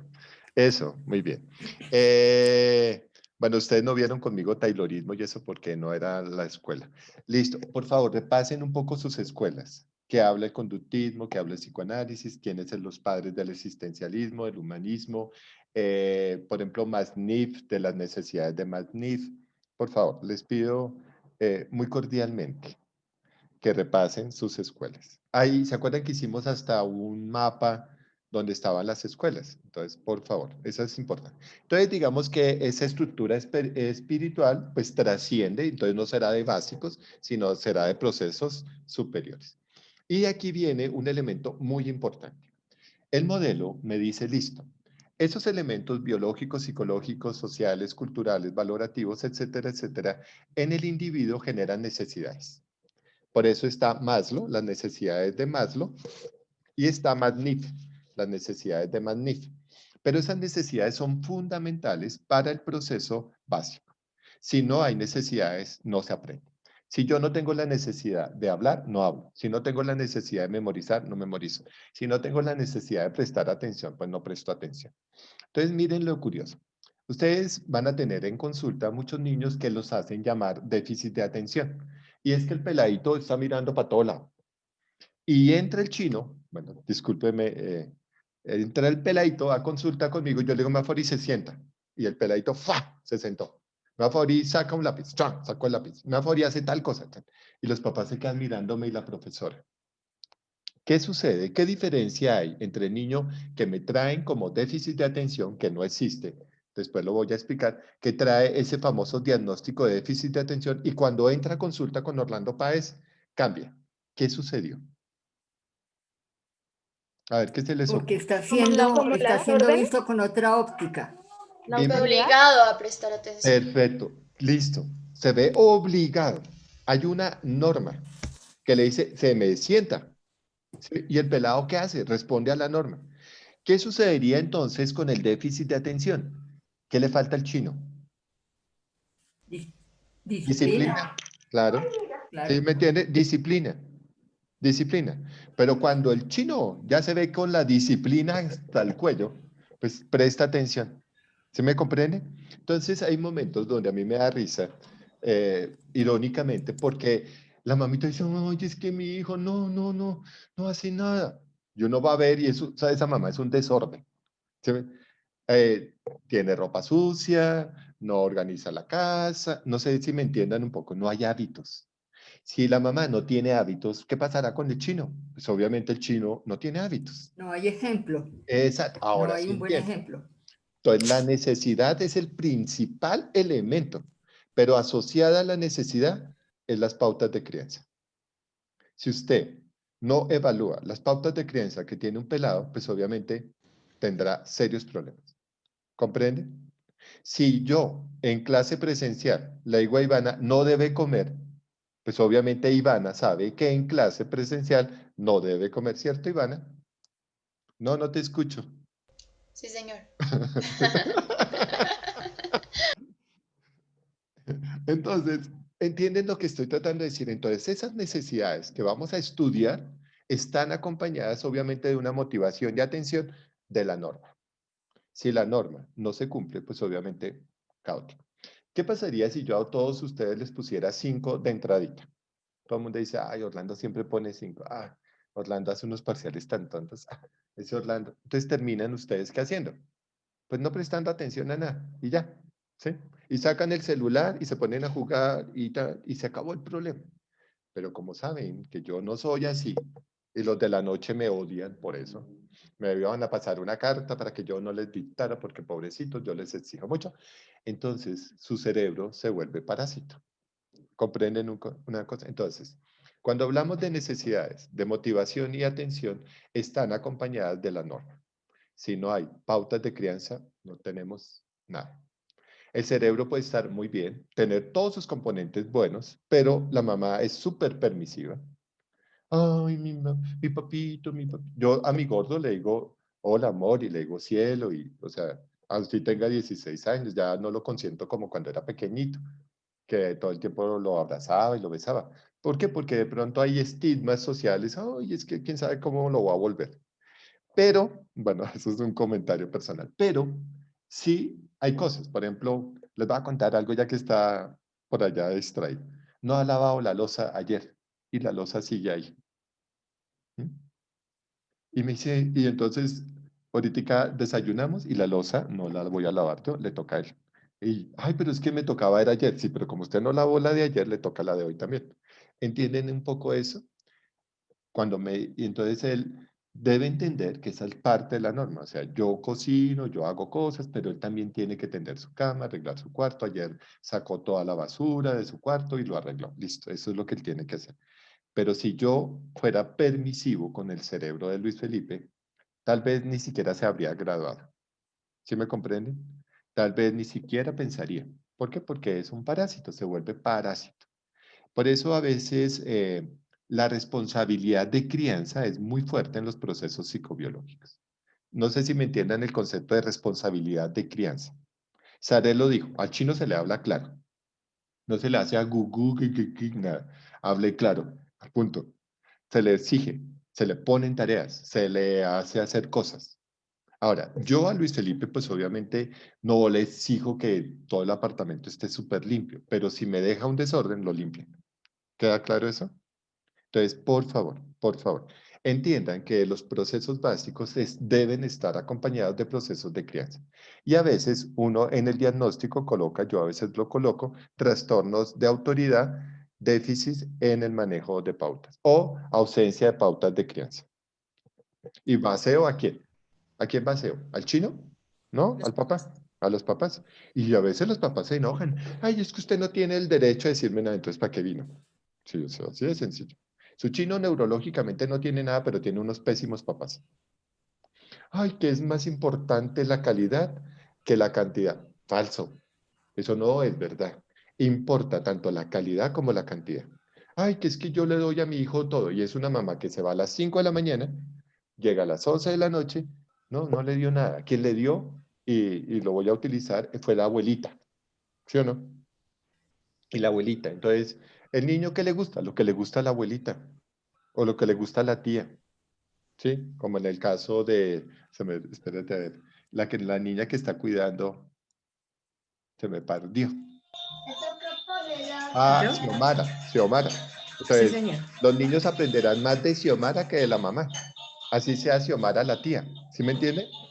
Y entonces aprenderán que estos de Xiomara, aprenderán a pensar como Xiomara, aprenderán a actuar como Xiomara, ¿sí? Aprenderán cosas de Xiomara. Y de pronto, ¿es tu hermano o tu hermana? Es mi hermano Listo, mayor. listo. Bueno, los hombres no somos tan complicados. Si fuera tu hermana, ay, es que me está robando el amor de mis hijos. Sí, ay, me está robando. No, usted no los cuida. ¿Sí o no? Usted no los cuida, entonces no es que le esté robando. Mira, a mi mamá le pasó. Bueno, yo, Camila es la niña nueva. Ah, sí, Camila. Camila, yo hablo mucho en mi vida personal porque así se aprende. Entonces, imagínate, Camila, que mi mamá crió a mi sobrino mayor. La mamá trabajaba y mi hermano trabajaba. Y pues, ¿a quién amaba José Alejandro? Pues a la abuela, ¿sí o no? Y daba la vida por la abuelita, y eso, la abuelita, para aquí, mi muchacho también ama mucho a la abuelita, más a la abuelita. Entonces, y a la abuelita, y la abuelita, y la abuelita. Un día la mamá dijo, ay, yo no lo vuelvo a traer a donde mi suegra.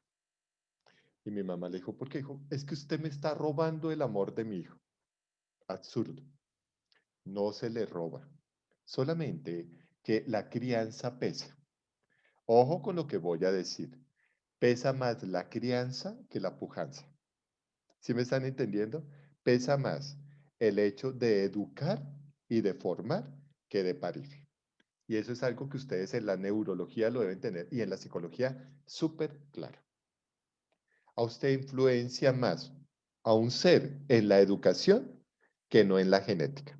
¿Se me comprenden ese concepto? O sea, yo puedo tener una genética de 46 cromosomas, 23 pares cromosómicos, pero es quien modula, ojo con eso, quien modula todo en la vida es el aprendizaje.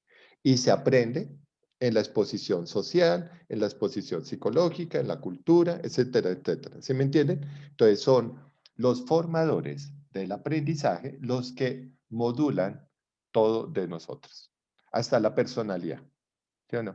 O sea, la personalidad es un proceso aprendido. Entonces, en el caso de Xiomara, ¿cuánto llevas cuidando a los sobrinos? No mucho, creo que igual no es de todos los días, Listo, es algo muy ocasional. listo, pero si fuera de todos los días, pues tú serás la mamá. ¿Sí? Así de sencillo. ¿Sí me comprendes? ¿Por qué? Porque eso es parte.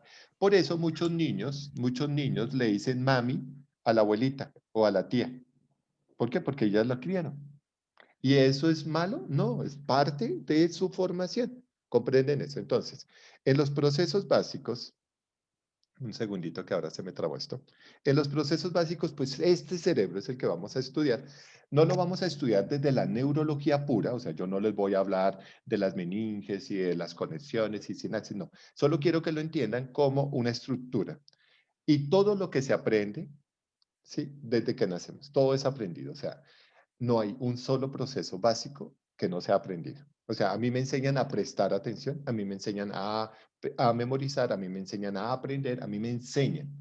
¿Sí? El cerebro puede traer las condiciones biológicas, pero lo que hablamos de la famosa deprivación neurosensorial, si yo no tengo una exposición a unos ambientes, a unos aprendizajes, a unas normas, a unos hábitos y unas rutinas, obviamente mi cerebro no aprenderá. Esa es la primera premisa de ciclos de los procesos psicobiológicos básicos. Es que todo se aprende. Pero la ventaja es que todo se puede reaprender. O sea, tú aprendes y puedes reaprender algo aprendido. No sé si me entiendan la expresión. O sea, yo puedo haber aprendido algo. Por ejemplo, Luis Felipe me corrige demasiado. Bueno, me corrige ya no tanto, porque a veces me enojaba. Me corrige mucho la pronunciación en inglés. A mí el inglés me molesta. Yo estudio inglés y veo cosas en inglés, pero digamos, mi religión me tiene prohibido aprender mucho inglés. Entonces, tengo problemas con el inglés. Entonces, mi gordo me corrige mucho en el inglés. ¿Qué día estábamos hablando? Bueno, cuando nos íbamos a vivir a Estados Unidos, yo lo pensé mucho. Pero digamos que si ahora me volvieran a decir nos vamos, pues yo me iría. Pero, ¿qué pasaría con mi cerebro? Que tendría que reaprender, ¿sí? Que tendría que reaprender y de malas. Puede ser que a mis 30 años de edad yo tenga que reaprender cosas, ¿sí? O sea, cambiaré a los 30, ¿sí? ¿Sí ven? Entonces, la ventaja es eso. Pero mi cerebro, ¿cómo cambiará en la medida que se expone a un cambio? ¿Sí me entienden? Pues yo le puedo decir en la práctica, profe, yo estoy viviendo esa situación que acaba de mencionar. Estoy con lo que nos explicaba de la piedrita y de las bases, yo estoy demoliendo muchos aprendizajes para retomar los que son, porque los tenía o confundidos o empíricos o totalmente contrarios a la realidad.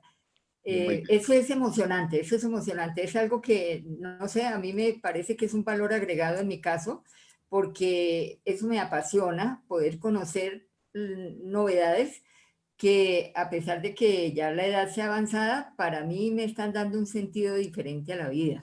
Entonces, Exacto. estudiar es algo maravilloso porque no solo por ejercer una carrera, una profesión, sino por ese aprendizaje que le cambia a uno la vida. Exacto, Eso es muy bien. excelente. Perfecto. Entonces, mira que todo aprendizaje, bueno, Piaget lo decía en el estructuralismo. Entonces, tenemos un edificio y voy a utilizar unas piedritas del jardín Zen de Luis. Entonces, me dice, ay, papi, me desbarataste este jardín. Bueno, inclusive eso me entretiene bastante. Entonces, tengo piedritas. Si ven esta pequeñita, luego tengo esta un poquito más grande, si la están viendo, y esta. Listo. Literalmente, esta sería la base, pero tal vez mi base empezó siendo esta pequeñita y las otras fueron acomodándose de una forma diferente. ¿Qué hace el pensamiento? Dice, no, esa no es la base es la grande. Por favor, empieza a reconstruir. ¿Qué es lo que Saret diría? Reconstruye el pensamiento. Eso es lo que hace neurológicamente el cerebro. Reconstruye, ¿sí? Y se reacomoda las condiciones a ese aprendizaje.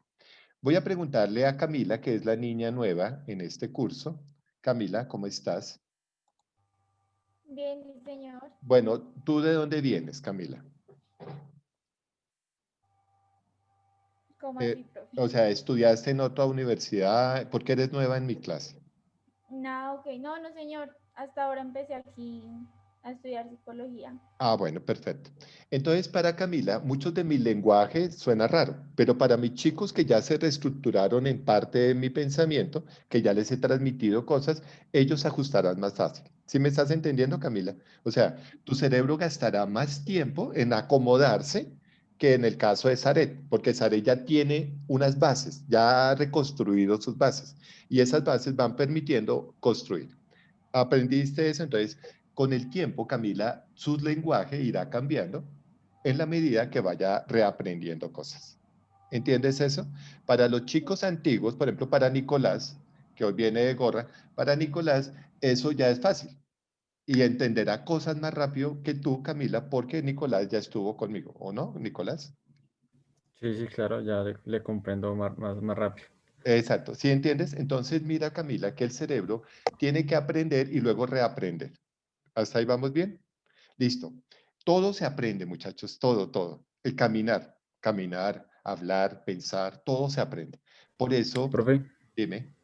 tengo una pregunta. En lo que usted decía que es cuando un bebé succiona, que ya sabe, o sea, nace y ya sabe succionar.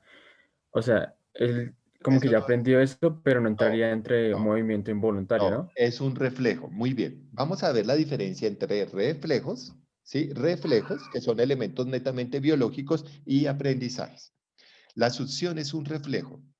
¿Sí? Y por eso es un reflejo que yo evalúo cuando nace el bebé. Entonces sale el bebé de la placenta tal, y yo lo que hago es hacerle el chequeo neuronal. Entonces, lo primero es que lo volteo, entonces se llama reflejo moro, y el niño debe intentar hacer esto, moverse. Listo, ese es reflejo moro. Luego debo coger bueno, el martillo de reflejos y le hago al dedito, a los piecitos, y debe mostrar Babinski. Luego debo inclinarlo y los ojos deben estar en una posición. Eso es reflejo oculocerebeloso. Sí, y hay un montón de reflejos. El de succión, el de prehensión. Entonces, es que a veces es muy complicado porque no sé si me están viendo el movimiento. Así. Sí, Entonces, profe, ahí yo hago observamos. esto. Tin, y el niño debe cerrar las manitos. Reflejo de prehensión. Y por eso, no sé si los que van con con bebés a consulta de pediatría, el pediatra coge con las dos manitos, pone y levanta el bebé. Y el bebé literalmente se debe elevar. ¿Sí? Porque debe hacer reflejo de prehensión. Entonces, mira, Nicolás, que hay reflejos, de pronto te los voy a explicar, aunque, bueno, no es la materia, pero hay reflejos básicos. Por ejemplo, el reflejo pupilar retiniano. Disculpa, ya te doy la palabra, Laura. ¿Sí me entiendes? No, es recién nacido. Tú no tienes aprendizaje de nada, pero tu pupila o se contrae o se dilata con la presencia de luz. Dime, Laura. ¿Sí era Laura? Sí, profe, soy yo. Le quería hacer una pregunta ya que estamos tocando el tema de los reflejos. En atención a la primera infancia aprendí que los reflejos hay algunos que llegan hasta la edad adulta, Sí, ¿sí? muy Como bien. el reflejo de paracaídas. Bueno, es que el reflejo de paracaídas neurológicamente no es un reflejo, ¿sí me entiendes? Es un movimiento que nace del reflejo moro. Digamos que, Listo, muchísimas gracias. ¿sí me entiendes? O sea, es que, ¿cómo te explicaré? Bueno, cuando yo hago reflejo moro, tú levantas el bebé de la espaldita y la cola, lo levantas, el niño hace como un nado. Ese es el reflejo moro, pero se llaman reflejos de protección. Cuando un niño está caminando y se cae, ¿qué hace lo primero? Mandar los bracitos, los manitos hacia adelante para evitar el choque de la cara. Entonces se llama reflejo de protección, pero nació del reflejo moro y se ha ido especializando. Imagínate que yo tenía una pacientica de 6 añitos que sufrió una lesión cerebelosa. Y yo la veía caminar, se llama marcha táxica y era mi vecina. No sé si les he comentado este caso. Creo que no, a ustedes no.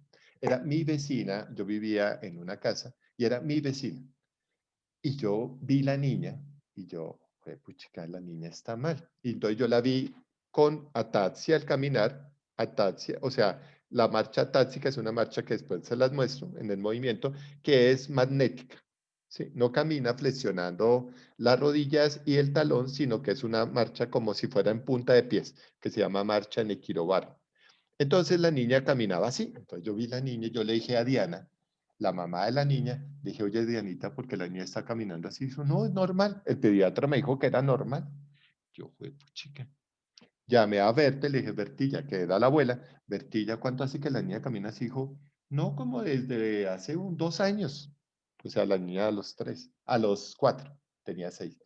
Ya. Y un día, Luisfe tiene la misma edad de la niña y Luisfe estábamos viviendo en Mandalay, en la casa, y se pusieron a jugar. Luisfe era pequeñito. No tenía 6 años, sino tenía 5 años. Y de pronto la niña empezó a correr así atáxicamente y se fue de frente, así, ¡fum!, de frente, y no puso las manitos. Ya le dije, no, esto está rarísimo, eso no es normal. Le dije a Diana, me haces un favor, la llevas a una unidad. En esa unidad yo soy el jefe. Ay, pero ¿cómo así? Usted me está diciendo que mi hija está enferma. Y yo, no, solamente te voy a regalar la consulta. Quiero que mi equipo evalúe a la niña. Y yo voy a estar en la consulta. Que no, que es que claro, como Orlando se cree, no sé qué. Y yo, bueno, ¿sabe qué? Entonces haga lo que se les dé. Bueno, no mentira, no digo lo que es. Entonces, se cayó, se raspó la carita y yo, listo, no la llevo. Siguió la niña y Luis empezó el jardín y la niña no aprendía. Entonces, cuando la niña ya tenía 7 años, imagínense, 2 años después que yo la veo, que le insinué, me dicen, Orlandito, ¿por qué no miras la niña? Y yo, pues claro, tiene una lesión cerebelosa, tiene un retardo en su neurodesarrollo, tiene una complicación muy seria.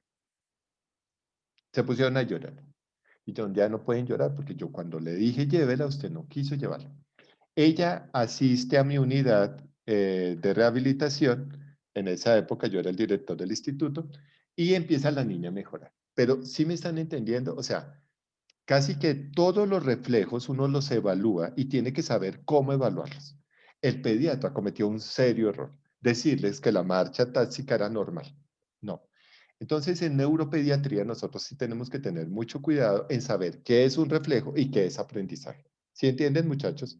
Debemos saber qué es un reflejo, el reflejo de succión, el reflejo de Babinski, el reflejo tal. Ustedes se aprenden esos reflejos, el bicipital, el tricipital, el rotular, el aquiliano. Esos son los reflejos. Una cosa son los reflejos y otra cosa son cómo caminamos. ¿Por qué? Porque el aprendizaje, la marcha es un aprendizaje. ¿Sí me entienden, muchachos? O sea, la marcha no es un reflejo. La marcha se aprende. Se aprende de tal forma que uno necesita ver a alguien caminar. Espera un segundito, muchachos. Ah, bueno, nos quedan unos 100 minutos. Entonces, uno debe ver a la gente caminar. Y eso lleva, Nicolás, a algo muy interesante. Los niños nacen con unos reflejos. ¿Estamos de acuerdo, Nicolás? Esos reflejos no son aprendidos. Y un reflejo no se aprende, ni se reaprende. Es decir, tú estás en consulta, digamos, tú estás en mi equipo de terapia física, y yo te digo, evalúe rotuliano, que es el patelar o de la rótula.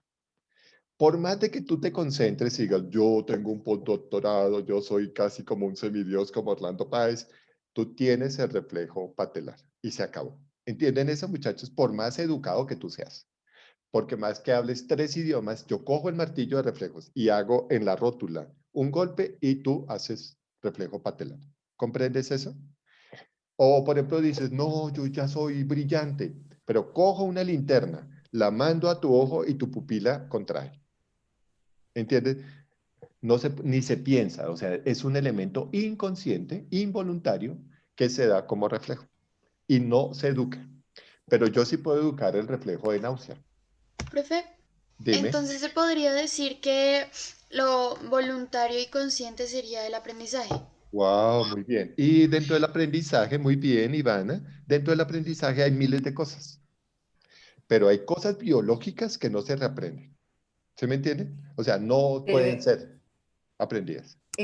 En cuanto a la parte fisiológica, profe, los reflejos entonces están como en cierta forma no gobernados por los nervios. Por ejemplo, Sí, cuando sí. el profe decía que la niña corrió y se fue de frente, ahí como que no funcionó uno de los nervios de los pares, Exacto, que era muy bien. el óculo, bueno, lo tiene que ver la visión para Oculomotores. O sea, toda la poder ser o parte no. Exacto. segundo, tercero, cuarto y sexto par. Perfecto. Y además los elementos cerebelosos. Yo sé que ustedes están muy crudos en el área neurológica, pero yo sí quiero que ustedes entiendan que hay reflejos que no puedo condicionar.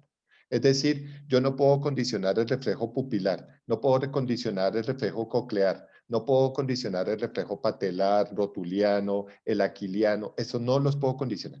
Pero sí el reflejo de un poco, bueno, el glosofaringeo un poquito. Pero digamos, mira lo que me pasa a mí. Yo, Orlando Páez, bueno, yo no puedo viajar en un asiento que vaya en la misma dirección del conductor, es decir, no sé cómo explicarlo. Bueno, yo debo ver al conductor, o sea, yo debo estar sentado viendo al conductor para ir en el mismo punto de aceleración. Si me toca un asiento... Paralelo. Sí, o sea, Paralelo al eso. conductor. Listo, perfecto. Pero si me toca sentarme de espaldas al conductor, me da mareo. ¿Sí? Me da mareo. Y termino devolviendo a Huguito, llamando a Huguito, Huguito, Huguito. Me da mareo, solo con sentarme unos minutos. ¿Sí me están entendiendo? Pero un cobrador de flota, un chino que está cobrando en una flota, va caminando en contra de la aceleración.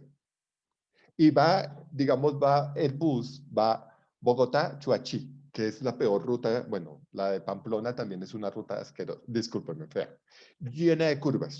Y uno va ahí sentado y... Pero él va de espaldas cobrando. ¿Por qué no vomita?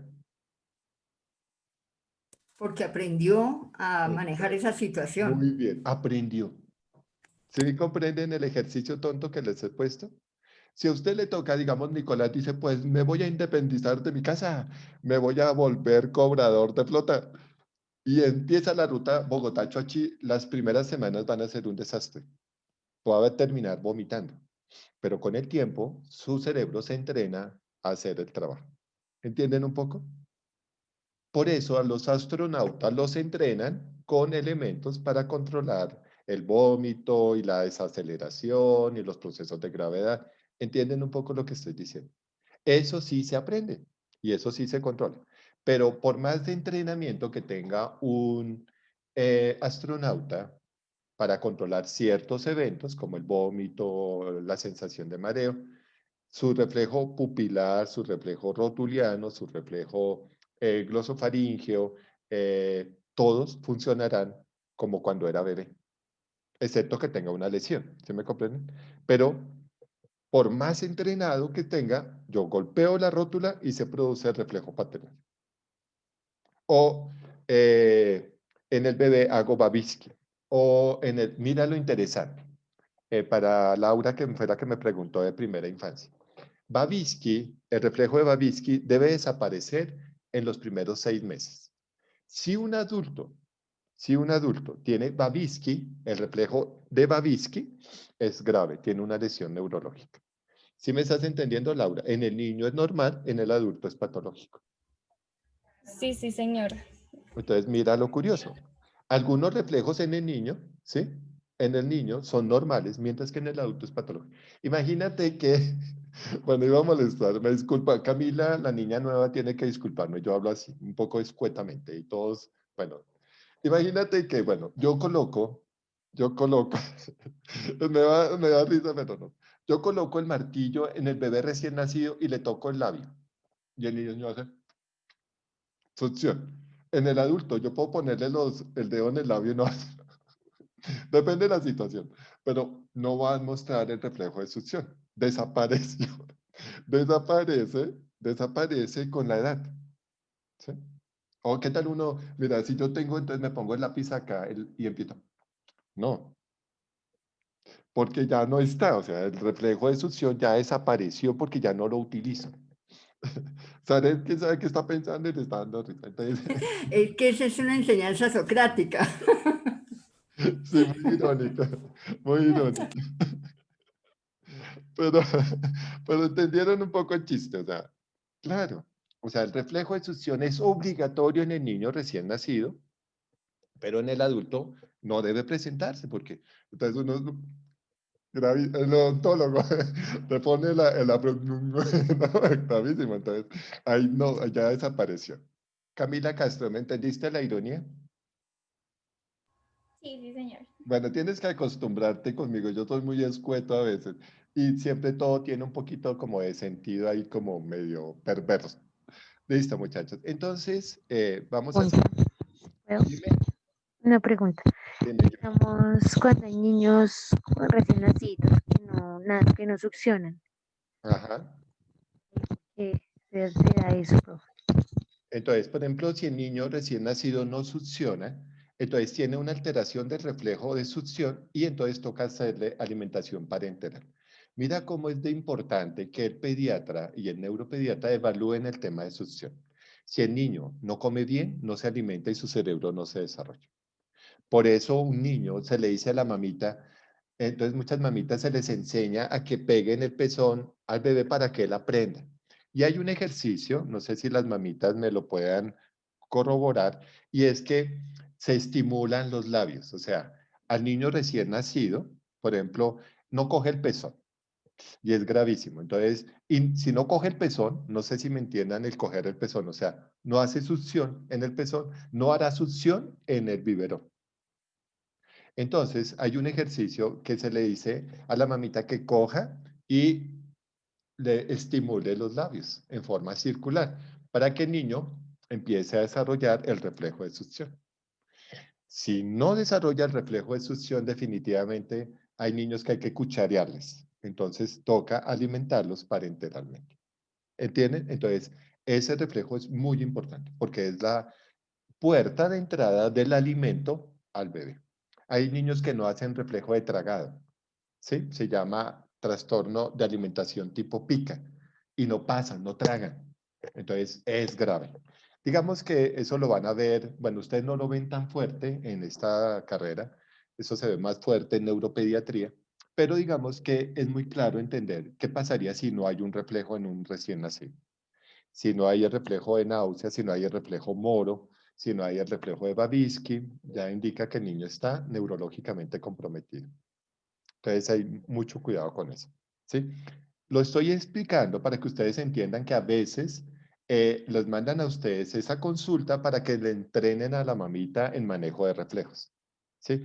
Entonces hay reflejos que se pueden desarrollar, o sea, es decir, se pueden potencializar como el reflejo de succión. Y para eso, pues hay entrenadores de ese reflejo, ¿sí me comprenden? O sea, hay pautas para entrenar ese reflejo. Entrenarlo, no establecerlo. ¿Sí vieron lo que dije? Entrenar, es decir, que el niño maneje el reflejo, no para desarrollarlo. Bueno, vamos a dejar por hoy ahí, es que se nos pasa el tiempo. ¿Sí ven?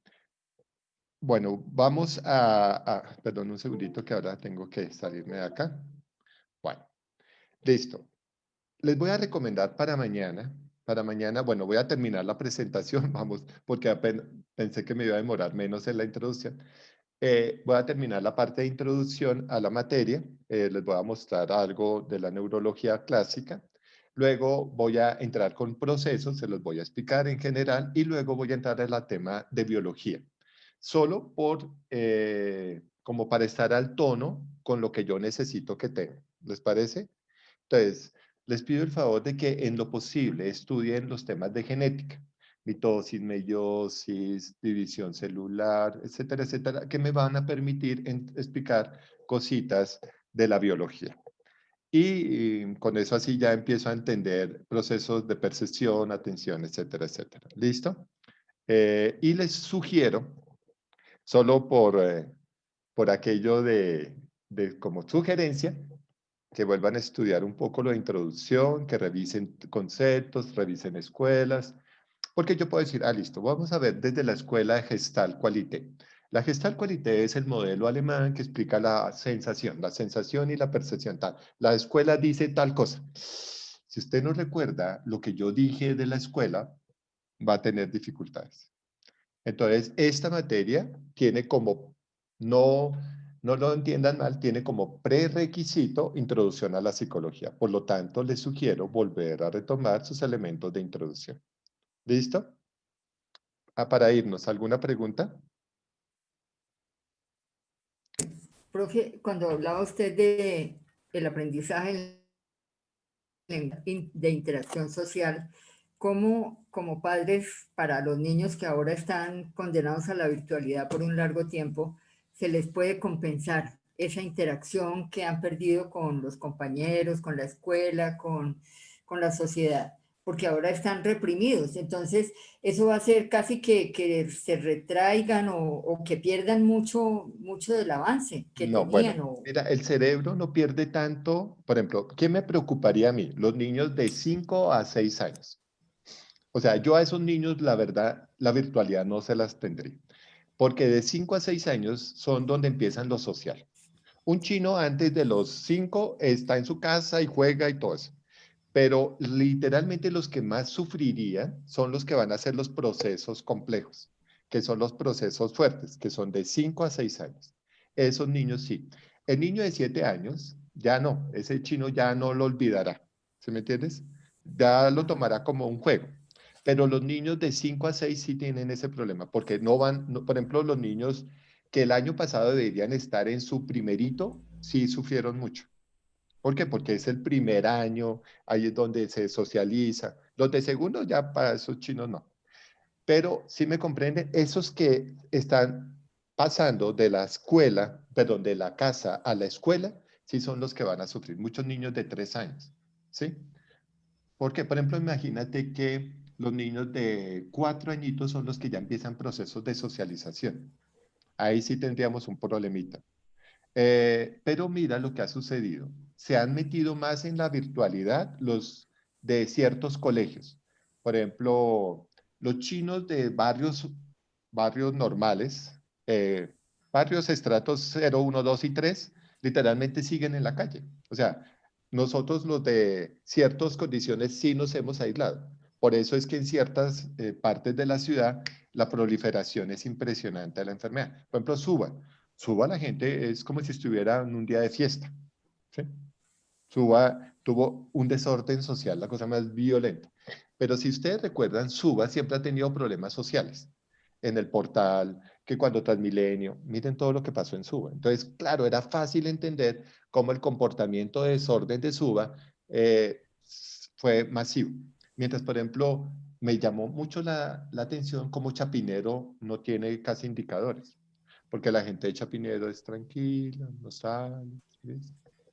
Mientras que en Kennedy, obviamente, el Y es más desorden. comercial. Chapinero no es tan residencial, es más comercial. Listo, perfecto. Ahora sí estás entendiendo. Entonces mira cómo, Sí. digamos, los temas, nosotros vamos a completar un año, el 9 de marzo, de que empezara todo este cuento. ¿Cómo para nosotros? ¿Se acuerdan que ustedes empezaron en la virtualidad? En la virtualidad. O sea, ustedes fueron mi primer grupo virtual, que me acuerdo, que ni siquiera nos conocimos. Y cuando yo fui la primera vez que ustedes tuvieron una clase, no recuerdo qué clase, y yo fui a presentarme, a hablar. Con el profesor Arteaga. Eso, con el profe Arteaga, listo. Y yo llego solo por molestarlos. Muchos se imaginaban que yo era diferente, o sea, que era gordito, bueno, buen mozo sí lo soy, eso se nota desde las cámaras, o sea, inteligente obviamente, pero muchos tenían una imagen diferente mía, ¿se me entienden? Diferente. Cuando me vieron en persona decían, uff, claro, como camino, como hablo, como me muevo, entonces cada uno decía, es diferente a lo que yo veía. Entonces los niños les va a pasar con el tiempo, sobre todo en estas edades de 4 a 6 más o menos, es que sí tendríamos que reajustarlos socialmente. Por eso yo pienso que la orden es que estos niños sí deben ir así sean grupos de a 10, a clase. ¿Sí me entiende? Eso es. Pero ¿qué pasa? Que los papás, no, mi hijo, mi hijo. Si ustedes se han dado cuenta, la enfermedad no se comporta crítica con los niños. O sea, yo veo muchos niños sin tapabocas y no se enferman. Entonces, ¿qué sucede? Que sus sistemas inmunológicos son diferentes. Entonces, necesitamos, bueno, Holanda hizo lo que se llama epidemia de rebaño y fue que todo el mundo se infectara y le fue mal. Pero realmente nosotros sí podríamos empezar con unos cuadros como con la varicela. ¿Se acuerdan que uno iba a que lo infectaran de varicela? Claro, para que cuando de adulto no le diera varicela, porque de adulto la varicela es crítica. Entonces a uno lo infectaban. Yo me acuerdo que mi mamá, ay, le dio sarampión a su primito, camina. Entonces a todos nos dio sarampión. Esos elementos haría que los niños cogieran ciertos elementos de defensa y se volvieran sociables. ¿Sí? Se volvieran sociables. Pero digamos que toca esperar a ver qué va a pasar. Por mí, yo sí mandaría a los chicos a que trabajaran ya desde la presencialidad. No obstante que no aprenden y en casa Y en el colegio, pues menos en casa. Entonces necesitamos socializar. Y con el riesgo de la falta de comunicación actual en las familias, porque ahora cada uno es con su dispositivo, en su WhatsApp.